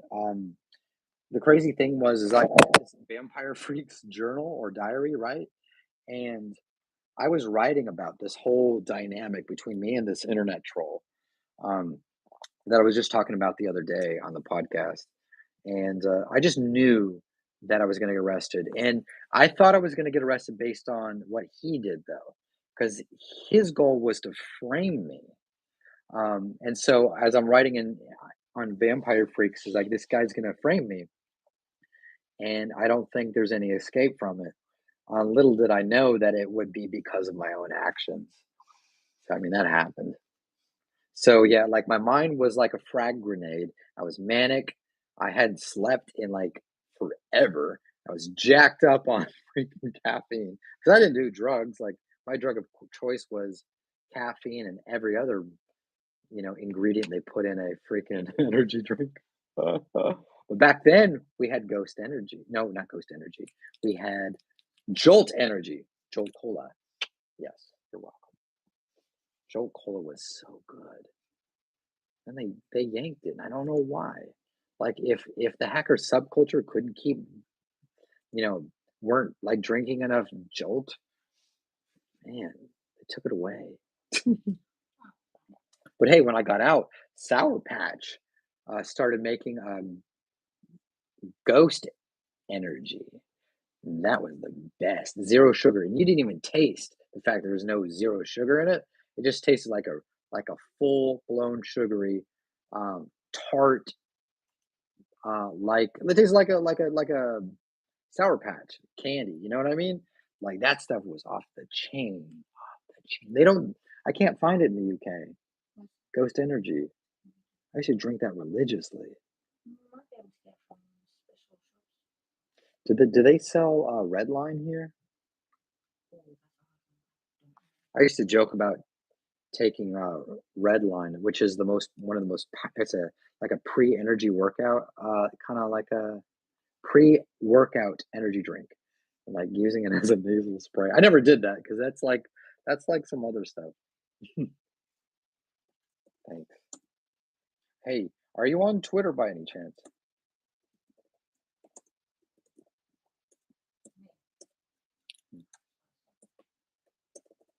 Um,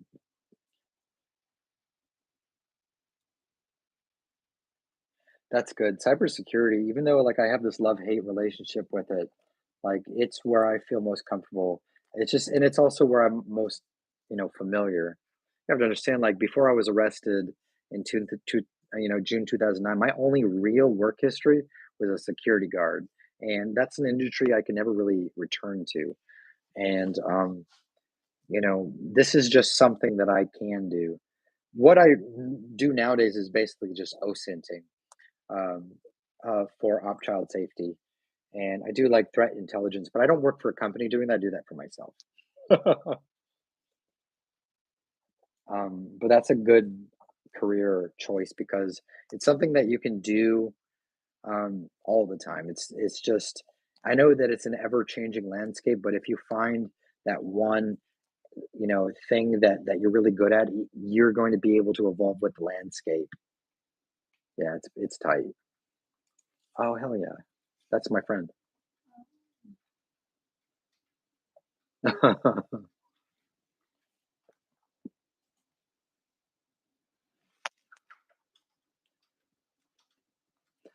Like I originally thought I wanted to go back to do network security, but network security basically entails sitting and watching multiple computer screens for 8 to 12 hours a day or whatever, how long the shift is. It's usually for newcomers, it's going to be working the graveyard shift. And you're going to be watching those things, looking at TCP IP traffic, taking, raw packets, parsing them, and Googling a lot of stuff that you find in the packets, or, what ports that suspicious activity is showing up on, and then writing tickets, emailing the companies that are using your service to monitor their networks. And it's not really that interesting in my opinion. It's everyone needs it. It's a critical aspect of the industry as network security analysis. um, Without them, networks are unguarded. They're wide open. Someone has to be watching the networks. Network guardians are everything. They're like the gatekeepers. We, keep the lights on. Did you ever get bummed in jail? Bummed as in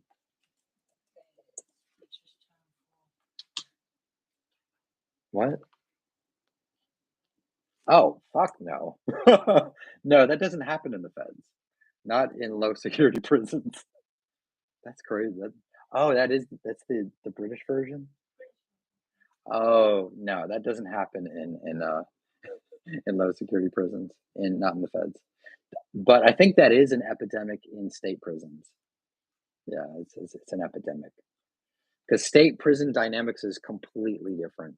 In the feds, even though they strip us of all personal items from the streets, and we have to get, you know, you have to, I don't know, what's the personal items? Oh, like in the feds, you have more to do. I think in state people are just you're locked up with murderers, child molesters, rapists. You're locked up with everyone. We don't get a lot of those types of cases in the feds. I mean, you might hear of someone who might have raped someone, like, and that was their crime. But murder is a higher security thing, and I think maybe that would be more prevalent in like USPs, not so much mediums. But it definitely happens in state prison. Bummed. Oh, tiny stretches. Oh, that's what I look like, just without the cheeks. That's funny. Yeah, I never even heard of anyone actually being sexually assaulted like that in Yeah, prison. it's just people being, like curious if the stereotypes are true. You know, that was my first thought, actually, dude. Is like my first thought when I first went into county jail, straight from the street, from FBI custody into the county jail. I was so scared. I was like, "Oh my god!" Like, because everything that you know about prison is from TV and from movies. So you're thinking, like, remember, in Sons of Anarchy, when Juice finally goes to prison and his cellmate is Marilyn Manson. That's what happened to Juice, right? But that doesn't happen in low security prisons. Um, but that's what we know from TV. So I was like asking the cop, I was like, "Oh my god, is jail just like it is on TV? Like I'm not gonna get raped, am I?"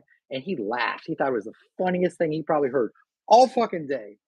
He probably went home and told his wife, "Hey, let me tell you something. This youngster came in and asked me, like, hey, am I gonna get raped?" So yeah, so they threw me in a drunk tank, right, with like 15 different people, all reeking of vomit, and piss, and shit. Like there's not even a toilet. There's like a hole in the ground. I don't know. It was really bad. And so I'm like, oh my god, like I'm gonna get raped. I'm getting raped. I'm getting raped. So what I did is I made a friend real fast. Like I started talking to this dude, and I'm an introvert. Okay, I don't like talking to people in real life, right? So I started talking to this dude. So we become friends, right? Like, yeah, now I got a friend. Like, I'm just thinking, yeah, I'm fine. Like, everything's fine. And they're like, McGraw, like, like you're coming with us. I'm like, what the fuck?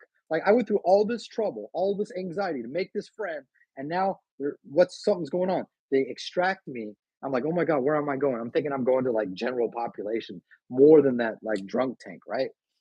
I'm like, oh my god. So people who are on like federal cases have to go. They're on federal hold, which means they don't go with like the people that they dragged off the streets who are just going to be released. You know what I mean? For like they're just detoxing from alcohol and stuff like that. That's when they threw me into like solitary confinement for 3 days. So that was fine. Like, it was weird because I'd never been in a fucking cell like that at this time in my entire life. But I learned that in like at Lew Sterrett County Jail, when you're in solitary, you can talk to people through the toilets. So you like flush the toilet, right? Just flush the water out, and then you could just like stick your head in the toilet, and you could listen. Everybody's talking through the toilet, and then you can shout through the toilet, and just like just talk to people. It's like the phone, right? This is the phone, is the toilet. Yeah. I mean, Ron Swanson, yeah, like to be honest with you, like my case, like I had said before, this was a case that had never happened before.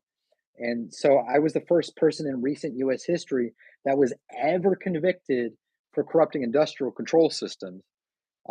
Like there was never at any time in the history of America that anyone had ever been arrested for that crime. And so, like this also happened during a time when WikiLeaks happened, right? So, private first class Chelsea Manning leaks all those private State Department cables to WikiLeaks. And now Julian Assange happens, right? At the same time. And then what happens after that? Anonymous wakes up from their stupor of like, I don't know, bullshit memes on 4chan and realizes like, hey, look, like we have a purpose, and they become what is like dubbed the WikiLeaks army, and launches Operation Payback against what was it, PayPal and stuff like that for those, you know, that were originally, they were like accepting donations for WikiLeaks, right, to keep it going, and uh, PayPal yanked it, taking away their platform for receiving donations, and so Anonymous like found purpose. Like suddenly we wake up uh, in a new era, and now we're hacktivists. Now they all become hacktivists, right? Like, boom, collectively, like all suddenly find this new identity, and it's been like that ever since. I mean, really, it was Chanology that were hacktivists, but like the rest of these 4chan reprobates just woke up and was like, yeah, like we've got purpose. So like the rest of Anonymous suddenly like had this entire unified goal, and it just exploded, right? And so during this time, excuse me, during this time, I just, everybody knows, like I still go through puberty, and I'm 39. And yeah, Anonymous happens, and they're just wreaking havoc on everything. And so during the time that I was sentenced, like the whole hacking landscape had jumped off into a whole new era. Um, that's when I was sentenced. Um, in so much that Special Agent Ajit Singh, who was one of the case agents working on my case, gave this oral testimony at my sentencing hearing and explained to the judge like some of what Anonymous was doing, um, during this time period. So you also have to understand that hackers don't find themselves behind bars very often. It's actually very rare because of our OPSEC. It's very difficult for FBI agents to de-anonymize hackers because of the tools that we use and the methodologies that we follow to, to keep ourselves anonymous, which is why snitching or, you know, government informants is probably the most easiest way that they can de-anonymize people by infiltrating groups. Um, so yeah, I mean, yeah, I got way too much time. I got 1 year below the statutory maximum of what they could give me, on top of like what was it, $38,887.75 worth of restitution and 3 years supervised release. That was a lot. And not only that, ETA members had fucked up royally while I was in jail. So we had protocols in place for if someone was arrested, and this is on my blog. I'll post a link to my blog, to the article. So we had what we call these DEF CON like security codes that projected or demonstrated our awareness level. And whenever a member or a member was arrested, we would initiate the DEF CON Black protocol. And so that was supposed to happen at, when I was arrested. And I used to run drills with the ETA and kind of like fake being arrested just to see what they would do. And a lot of the times during the drill, they just fucked it all up. Because the number one thing you're supposed to do, like you were supposed to disband and cease communicating and begin to, privately erase their tracks from the web. Going into old accounts, old posts, old profiles, and just erasing them. That was what they were supposed to do. And like 3 days later, someone finally did it. And that really just, holy shit. And so they finally disbanded. And then they decided to engage the media in what was being said about me. I think this is it right here. And not only that, they started like advocating for themselves and trying to advocate for me and kind of like offering their perspective on everything. Like you were just supposed to shut the fuck up and leave. And then the the um, the witness, the government witness that had phoned the FBI to begin with, he also de-anonymized himself, which provoked the ETA to try to engage him. And no matter how many times I had told them to leave him alone, they continued to persist. And not to get into that whole story, because that is a whole podcast episode in and of itself, because so much happened. But they ended up retaliating him so much that one of my ETA members, who was the fixer, ended up getting indicted on a case for witness intimidation, harassment, several years later, not on my case, on his own separate case. He ended up getting probation, but yeah, like there was all these extenuating circumstances happening, and this was just the the dynamic hackers had with the Justice Department at the time.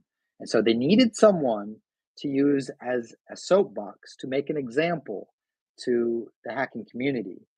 And that was something that my judge had explained in her reasoning behind the harshness of my sentence, was that she needed to send a message. Now, just keep in mind that this denotes a bias on behalf of the judge, and that itself is actually against the law. You can't use someone in your sentencing as a judge to like promote an agenda. It's illegal. But I could never get an attorney to listen. I could never get anyone to hear or to, try to seek relief for me. So being thrown into solitary confinement and being deprived of my legal work, and then taking so much time to get an attorney. Yeah, it just never happened. Yeah, it was IRC, and AOL Instant Messenger. Yeah, we loved IRC, man. IRC was the Internet Relay Chat. There's one IRC that I still visit to this day, and I think everyone here would love that. It's Rect Network.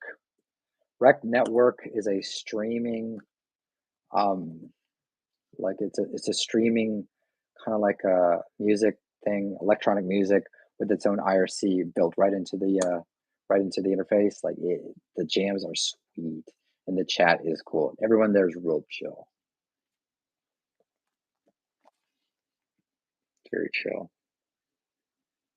What was the messenger with the little flowers? I think that was ICQ. Yeah, ICQ. I used to do ICQ back in 1998. I started on IRC back in 98. That was crazy. In fact, you were on what? You were 8? Oh, that's right. You're a few years younger than I am. Okay, check this out. So, like in IRC, like the reason why I really just devoted myself to hacking is because in IRC back in those days, like there was these modem nukes. So if you had a certain like manufacturer or like of a certain modem, it would be compatible with this exploit that could be sent from this program, this DOS program. It's a modem nuke that would send a command to the modem to force shut off your computer. Like it wouldn't even just boot down or just turn off. One time it happened to me 15 times in a row. And I just lost my ever living shit. I went red button Chernobyl level explosion. I was like, fuck this. And I was like, this is never going to happen to me again. I'm going to learn everything I can about hacking. I was like, So yeah, that's when I just actually started taking it seriously, and I was just like, yeah, I'm not. This is never gonna happen again. In fact, I'm gonna do it to other people, and I'm gonna laugh. I'm gonna love it. Anyways. Oh yeah, IRC. Oh yeah. Good night, bro.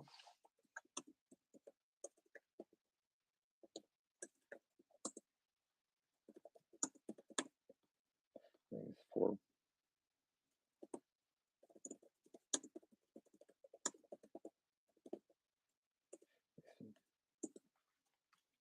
yeah, IRC. Oh yeah. Talk about speaking about IRC. I had reverse engineered this war script. It was called Greyhawk, and what I did is I stripped out all the programs that were in it and scripted in all of ours, the ones that we use, and then I made it so that it was non-executable. I mean, so that it was no, you didn't have to install it. It would launch right off the executable. So you could just put it on a USB thumb drive or a CD or even a mini CD that we had back then, and it could run autonomously. I actually have a video of that. Uh, Somewhere on my YouTube of that program. That was badass. Yeah, Warhawk was just seamless. It was beautiful. The FBI have it. They took it from me, like all my other programs that I had on ice. I had old programs that I had saved from back in the 90s, like a little library of things. Yeah, the feds took all of it. Um, that sucks. My channel. I'm gonna go to my channel, right? I'm gonna go look at my videos. Let me see if that Greyhawk or that we call it the ETA Iron Horse. Here it is. Yeah, that was fun. This is one of my programs. Boop. You'll see there's a port scanner. One of my members coded it. I didn't code that, but we used it. Crazy. Let's see.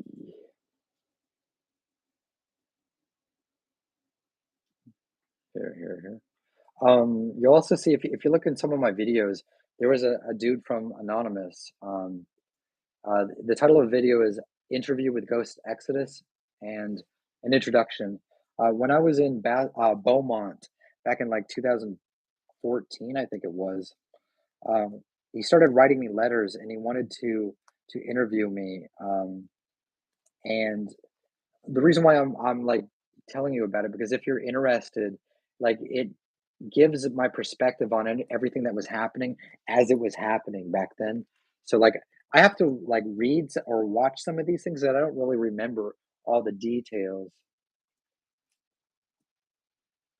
Um, so it was really cool because you have to understand that like the reason why I committed my crime, it was to launch an attack against certain members of Anonymous. There were certain members of Anonymous who were actively colluding to try to frame me to get me locked up in prison. Little did I know it would be my own doing that would put me there.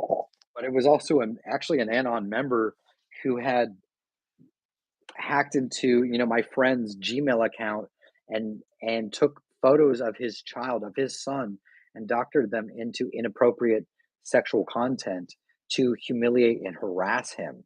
Like, so yeah, we had some big fucking problems at the time. I actually still have the thread where my friend was talking to that very guy on Why We Protest, like back in 2009, and they're talking about it. I still have the threads to this day. I wonder if I have it right here. Why it was I forget which thread it was though. I'd have to look through some of my. Is this it? Right. Yeah, this is it. It's somewhere in here. But yeah, this dude was yeah, talking about like they were talking about like raping our children, raping our freaking families, and like freaking weird. And like I was saying in another podcast, like sometimes you don't know the difference.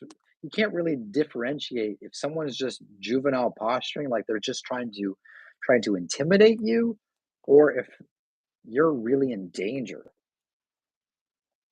Yeah, so um we were going to the goal was to launch an attack against like 4chan, and multiple other chans and other platforms that these dudes were using as platforms to communicate, because we wanted to take them out as a show of force, um, as just like a last ditch effort.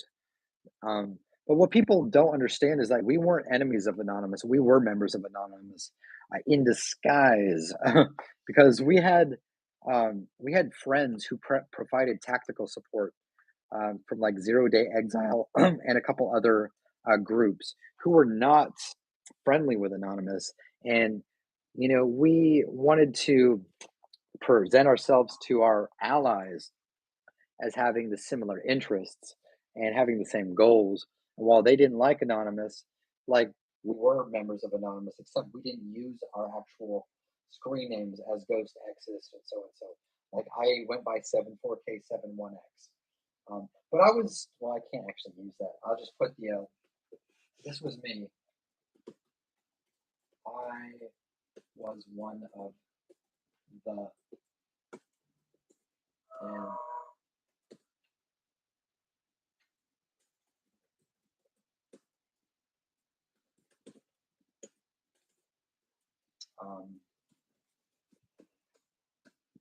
as a personal army, or 94. I actually still have many of my screenshots from when we were attacking those different channels, but I don't typically post them because some of them are still active and we don't want to cause any problems. But anyways, it's really kind of a bit late. Yeah. So to someone in here, I said I was going to post the our website banner from etacrew.tk. I'll do it on my Twitter. If you're not following me on Twitter, you can find me as twitter.com/ExodusGhost, and I'll just put a link here in case in case you don't have an account. Twitter.com/. Yeah, I still have a lot of legacy pictures, but the good ones, the good like screenshots from most of our defacements, from a lot of the times where we dumped databases but didn't deface it, just shows like the username and password tables either hashed or dehashed. We have those screenshots. I still have some of them, but the good ones, the FBI still have, and I would have to find a way to contact them. And I don't like the FBI. I don't want to ever be like, hey, do you remember me? Can I have this back? And they're like, oh yeah, we need to keep an eye on this guy. Yeah, I don't want that to happen. There you go. Oh, yeah. My earbud died. This one died. So this one too.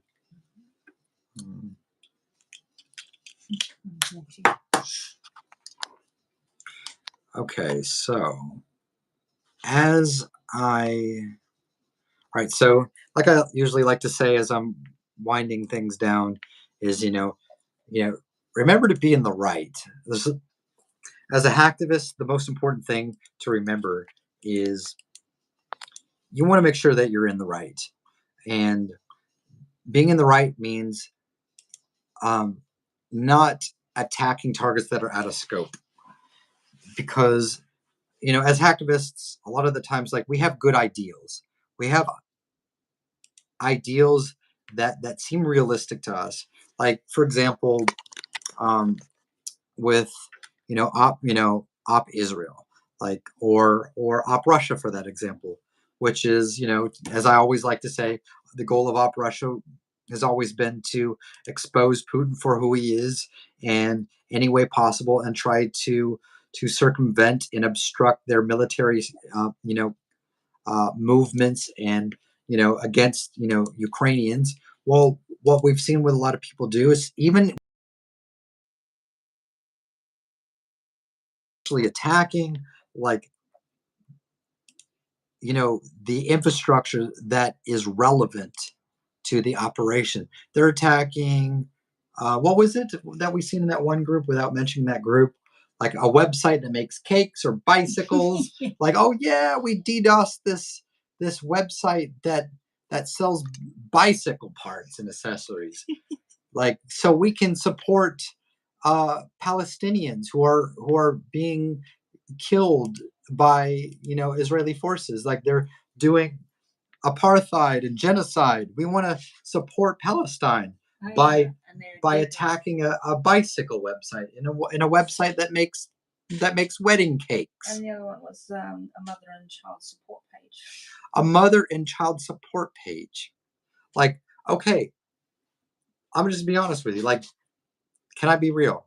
Can I be real? Like, that literally has absolutely nothing to do with hacktivism. That is what you would describe as script kiddie bullshit.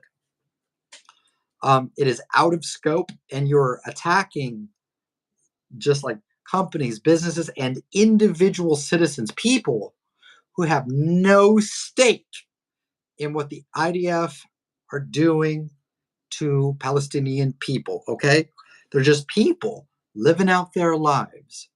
They're just fucking people. Okay, like in Russia, we've seen people attack a university um, and delete all their files. That was a part of an international conglomerate of countries, including the United States, studying the Big Bang Theory together. Literally, not a Russian soldier, not Putin, not working for Putin, just a university. And utterly destroyed everything and the backups in the name of Op Russia. So one of the things that I always advocate is hack responsibly. And part of hacking responsibly is to protect those who, are collateral in our cyber wars. Okay. I mean, if you want to be a cyber Christ or a cyber Messiah, then, you got to look out for the underdog and try to not attack innocent people. You want people to believe in us because we carry this idealized message that we're fighting for the people. We are an army of the people and for the people, attacking the people. And then we want clout and like bragging rights. So we put all this, the evidence of it on Twitter and stuff. It's like, yeah, we just attacked this cake website. Yeah, fuck, Israel, and we must protect Palestinians by attacking the websites that advertise cakes and support. And I don't know, you know what I mean? It doesn't make any sense. Like, I can't take it seriously. I see it and I'm just like, for anyone who knows what they're doing, and we see that, I'm like, oh my God, that's embarrassing. Like, that's really humiliating. So, like, go out of your way to try to mitigate unethical sabotage. Go out of your way to try to mitigate attacks that are out of scope. Okay? Like, it's not just about protecting the Palestinian people, but it's about not using your image to just fuck random shit up. Let me tell you, for a Palestinian family who just had their child blown to bits, like, and if that was me, and I had seen a whole army of hackers be like, we're there to support you, we want to avenge you. And then you just go and punt a website, a public facing website offline. And you're like, fuck yeah, we're hackers. Yeah, yeah. Like, we are legion, we are many, expect us. Like, we do not forgive, we don't forget. And you just punted a little public facing website. You have to understand, like, these websites are public facing. You're not attacking local area networks that are like running like you know like private email servers where IDF or Mossad agents are corresponding and like receiving like State Department cables that are like private, like top secret, communications. Not that you're not doing any of that. Like, like, you're not like I don't know, like taking over their TV networks and showing the world, showing the people what they're really missing because the news media is filtering and doctoring things up. Like we're not really seeing true hacktivism most of the time. So when I say hack responsibly, I mean don't attack anyone who is not in scope. Don't be a fucking asshole. Right? Don't do it. Because keep in mind, look, I'm no paragon of virtue, okay? I was a black hat. And I refuse to tell people what hat I am because I don't know. But I don't break the law anymore, okay?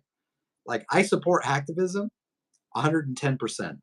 But I don't support the stupid shit, okay?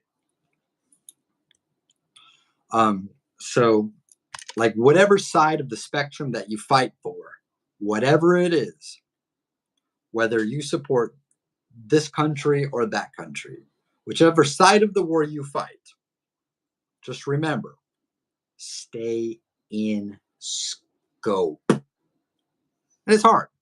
It's hard because our brain chemistry, it's our brain chemistry. We hack because we love it. We hack because we're addicted to it. It's our identity. It's who we are when we go to bed, and it's who we are when we awake every day. And when you've spent like 8 hours working on a server trying to find a way in, and then you get in and you look and you see that it's not in scope and there's nothing interesting, but you fuck it off anyways. And then you justify it as like, yeah, well, if they had chosen better passwords, or yeah, if they had patched this vulnerability, or if the stupid admin had chose more, complicated passwords, well, this is justified. Fuck them. That's the type of thinking that's actually criminal, coming from a former criminal, coming from a former criminal, former insider threat, and bad actor. Like, yeah, you're just like me. It's difficult. It's really difficult. Just hack responsibly. Do it, and I'm going to tell you when you take that moral compass and start actually like applying it to every facet of the hack, you'll start to see outside of the mob mentality, because there's this bloodlust to avenge the innocent, and that's okay. That's partly what motivates us, because we have the ability to provide support and help, and these people do not. They don't have what we have, and so we're offering it to them and for the world. So like we have to be in scope. I've said it enough. But anyways, I love you guys. And I do have a family friend. I have a friend who has family in Gaza. I actually also had friends of the family in Israel that were kidnapped, and they have not been found. No one knows where they are. They still have not been found in over, was it like 2 months? I think it was since October. Mm-hmm. Once that thing kicked off, like they still haven't found them. So it's not helping DDoSing random sites. Yeah, DDoSing, like sites. Look, this is what DDoSing is good for. Like, if there is like if there's a website, let's say, okay, like we were talking today. Now, I'm not advocating this because I don't want anyone to be like, yeah, Ghost Exodus said this, and then I'm quoted in a freaking indictment. Ghost Exodus said this. But I had a discussion with someone today about Anonymous's one of their ops against Pornhub, because Pornhub and this is a fact, has been dragged into court before and somehow managed to weasel out of it, multiple times for distributing child pornography, right? For distributing Pornhub. Yeah. And so Anonymous picked up, picked up the torches, like, you know what, we're going to go to war. They didn't really do anything. Nope. Nothing really happened. But one of the things that you have to understand is even if you can't like hack into the server, maybe the server is really protected. Maybe you're having a really hard time, because you're having to deal with Cloudflare. Cloudflare. Every website that wants to hide something is behind Cloudflare. Oh, I mean, it is beatable, but it's fucking hard. Holy shit, their security drives me crazy.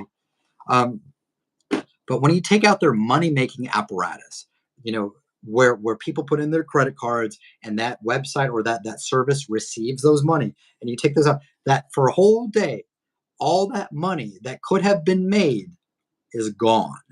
It is lost. There are no transactions being made when a website that has a transaction like feature where people have subscriptions, they're giving money to purchase content or swag or has some type of e-store, whatever service or website it is. I remember, for example, like on the dark web, what we would hear, some of these sites where people make money, hackers will do distributed denial of service attacks against the CAPTCHA servers, so that people can't authenticate and log into their black market shit. At the same time, there was online gambling. I think it's still illegal in the States. I can't remember. But there was a time when online gambling was illegal in the States. It may have changed since then, but hackers would hit those sites with a DDoS attack, and those sites would lose loads of money. And then they would be like, you know what? If you pay us money, we'll stop the attacks. But they never really do. But anyways, it's just that's pretty bad. But don't do it. Yeah. Once you need it. And just if for people who are looking for clout, you're not gonna you shouldn't technically get a lot of pats on the back by being able to input an IP address and maybe a port number if you're lucky, or I don't know if it has more than one feature, and hitting a go button. That does not make you a hacker. Nope. We see a lot of people doing that now. Well, it kind of makes them a hacker, just not a hack to list.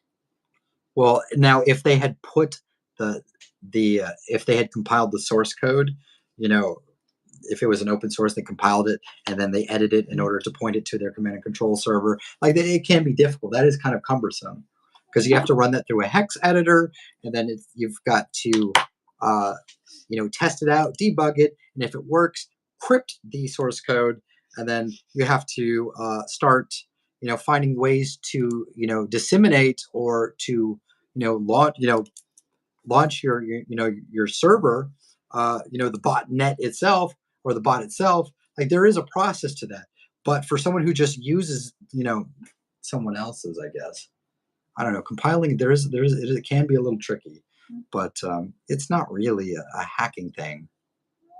It's not really a hacker unless you are a hacker. If you can understand like the basics of TCP/IP, if you understand the 7 OSI layers, if you could understand how packets work and how computers communicate, that's a lot more than what most of these people know. There was this one time, let's see, I was running an ARP poisoning. No, I was running an ARP poisoning. I was doing ARP poisoning on several of my neighbors, right? And there were so many packets being generated from the attack that my internet service provider logged into my router and shut it off and sent me a we've detected suspicious activity on your network. It appears like you have a virus or some type of malware, and they gave me the instruction on how to reboot it. I was like, holy shit! So I was doing our poisoning attacks on too many of my neighbors. Yeah, that's interesting. And yeah, so that can also emulate what appears to be a denial of service attack um, from a network security's point of view, an analyst's point of view. Yeah. Yeah. What else does that? Something else that does that. I'm trying to remember. No, not spoofing. No, not spoofing. I used to know. Oh, God, I can't That seems to emulate the same network pattern as a DOS attack. remember. Oh, shit, I can't remember. Loic? No. No, not the. Oh, Loic. But that was an interesting time in Anonymous.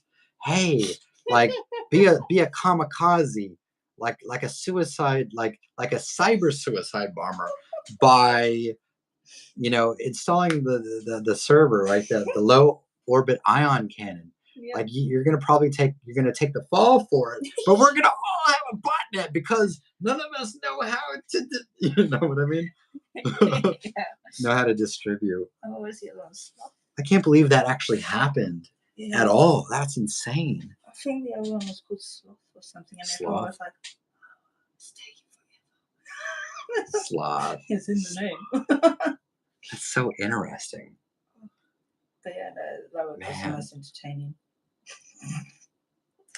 No, you do it. No, you can't. Fucking idiots. That's wild.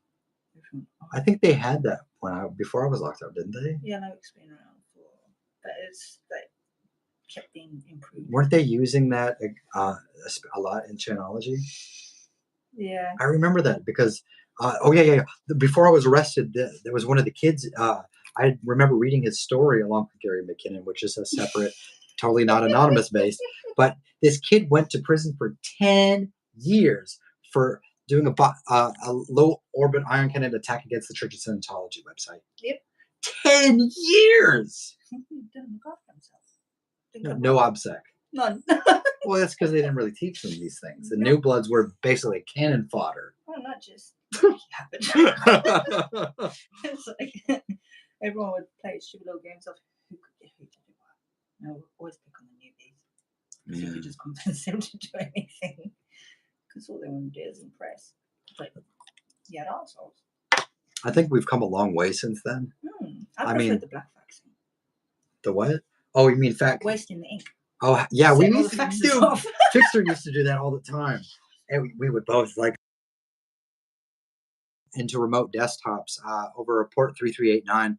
And I think I explained in the last podcast how we did it. Like we would use Angry IP scanner tied in with a Python script tied over to connected to TS Grinder, right? We would break into all these remote desktops, and one of the things that Fixer loved to do, he's such a dick. Like we hacked into this dental office, right? Oh, God. And to a law firm, and we both would just start printing out black sheets of paper all night, like we're gonna fuck off your black ink cartridge. And one of the things that I did one time is I changed all their Windows sounds in the Windows theme. Mhm. I went into the files and changed them all into just me screaming into the microphone. Yes. Oh, That was terrible. oh, that's all. Oh shit. He would do worse though, like the worst. I told you like goatsy porn, like the most disgusting Yes. with like shit, Oh. and he would just print them all out on their fucking fax machines. Oh yeah, I think I would just read in my journal from 2009 today. I found that right, that part where Fixer and I managed to break into what was it, like 500 modems belonging to this one company. Oh wait. And I think we changed the SSIDs, like over 500 of them to hacked by the ETA. And then we changed all the passwords. And then we also got into like a whole shit ton of Kmart's voicemail service, right? Mhm. And we changed all the greetings. Well, he mainly did that. I just helped him get into them. He was such a fucking strange dude. I miss him though. He's so weird.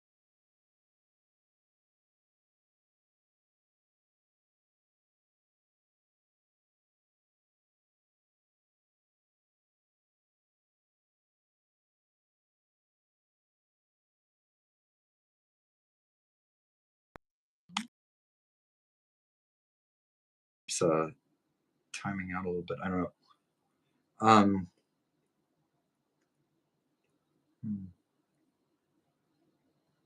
I was just thinking about remote desktops. I think I'm done.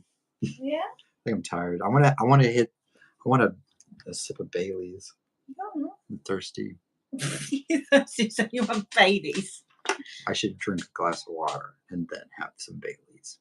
Or have Baileys in a glass of Or Bailey's in a water. but I wouldn't do it. Yeah. Let's see. If anyone who comes across this video, whether they're live right now or sometime in the future, understand that I live in the UK. I love honey mead. Where the fuck do I buy it? Please help me. Please. I'm begging you. Thanks. Appreciate it. All right. Good night, everybody. Thank you for hanging out. Love you guys. And yeah, very tolerant crowd. They listen to me talk a lot of shit. It's because it's funny. Is it? Yeah, and interesting. All right. Well, that's good. Yeah. I don't feel like someone's gonna retaliate. Well, they shouldn't do because it's not propaganda. It's not It's just the truth. animosity. If someone like retaliates, it's only because I told the truth. Exactly. At the end of the day, how can anyone be mad if you're being honest? I bought this bottle of honey mead on Amazon. Let me tell you, it tastes exactly like Malark from Chicago. If you ever go to Chicago and they drink, it's like that drink that everybody laughs about because it's so freaking disgusting. In Chicago, it's like that's like the Chicago drink, and it tastes just like that. I hate it. It's like the biggest prank. I was just thinking honey mead. It's going to change everything. It's going to make me happy at all times. I'm always happy, but it's going to take me to another level of joy. Only to get a bottle that tastes like fucking Malark. Anyways. Deuces. Wait, I need to hear this.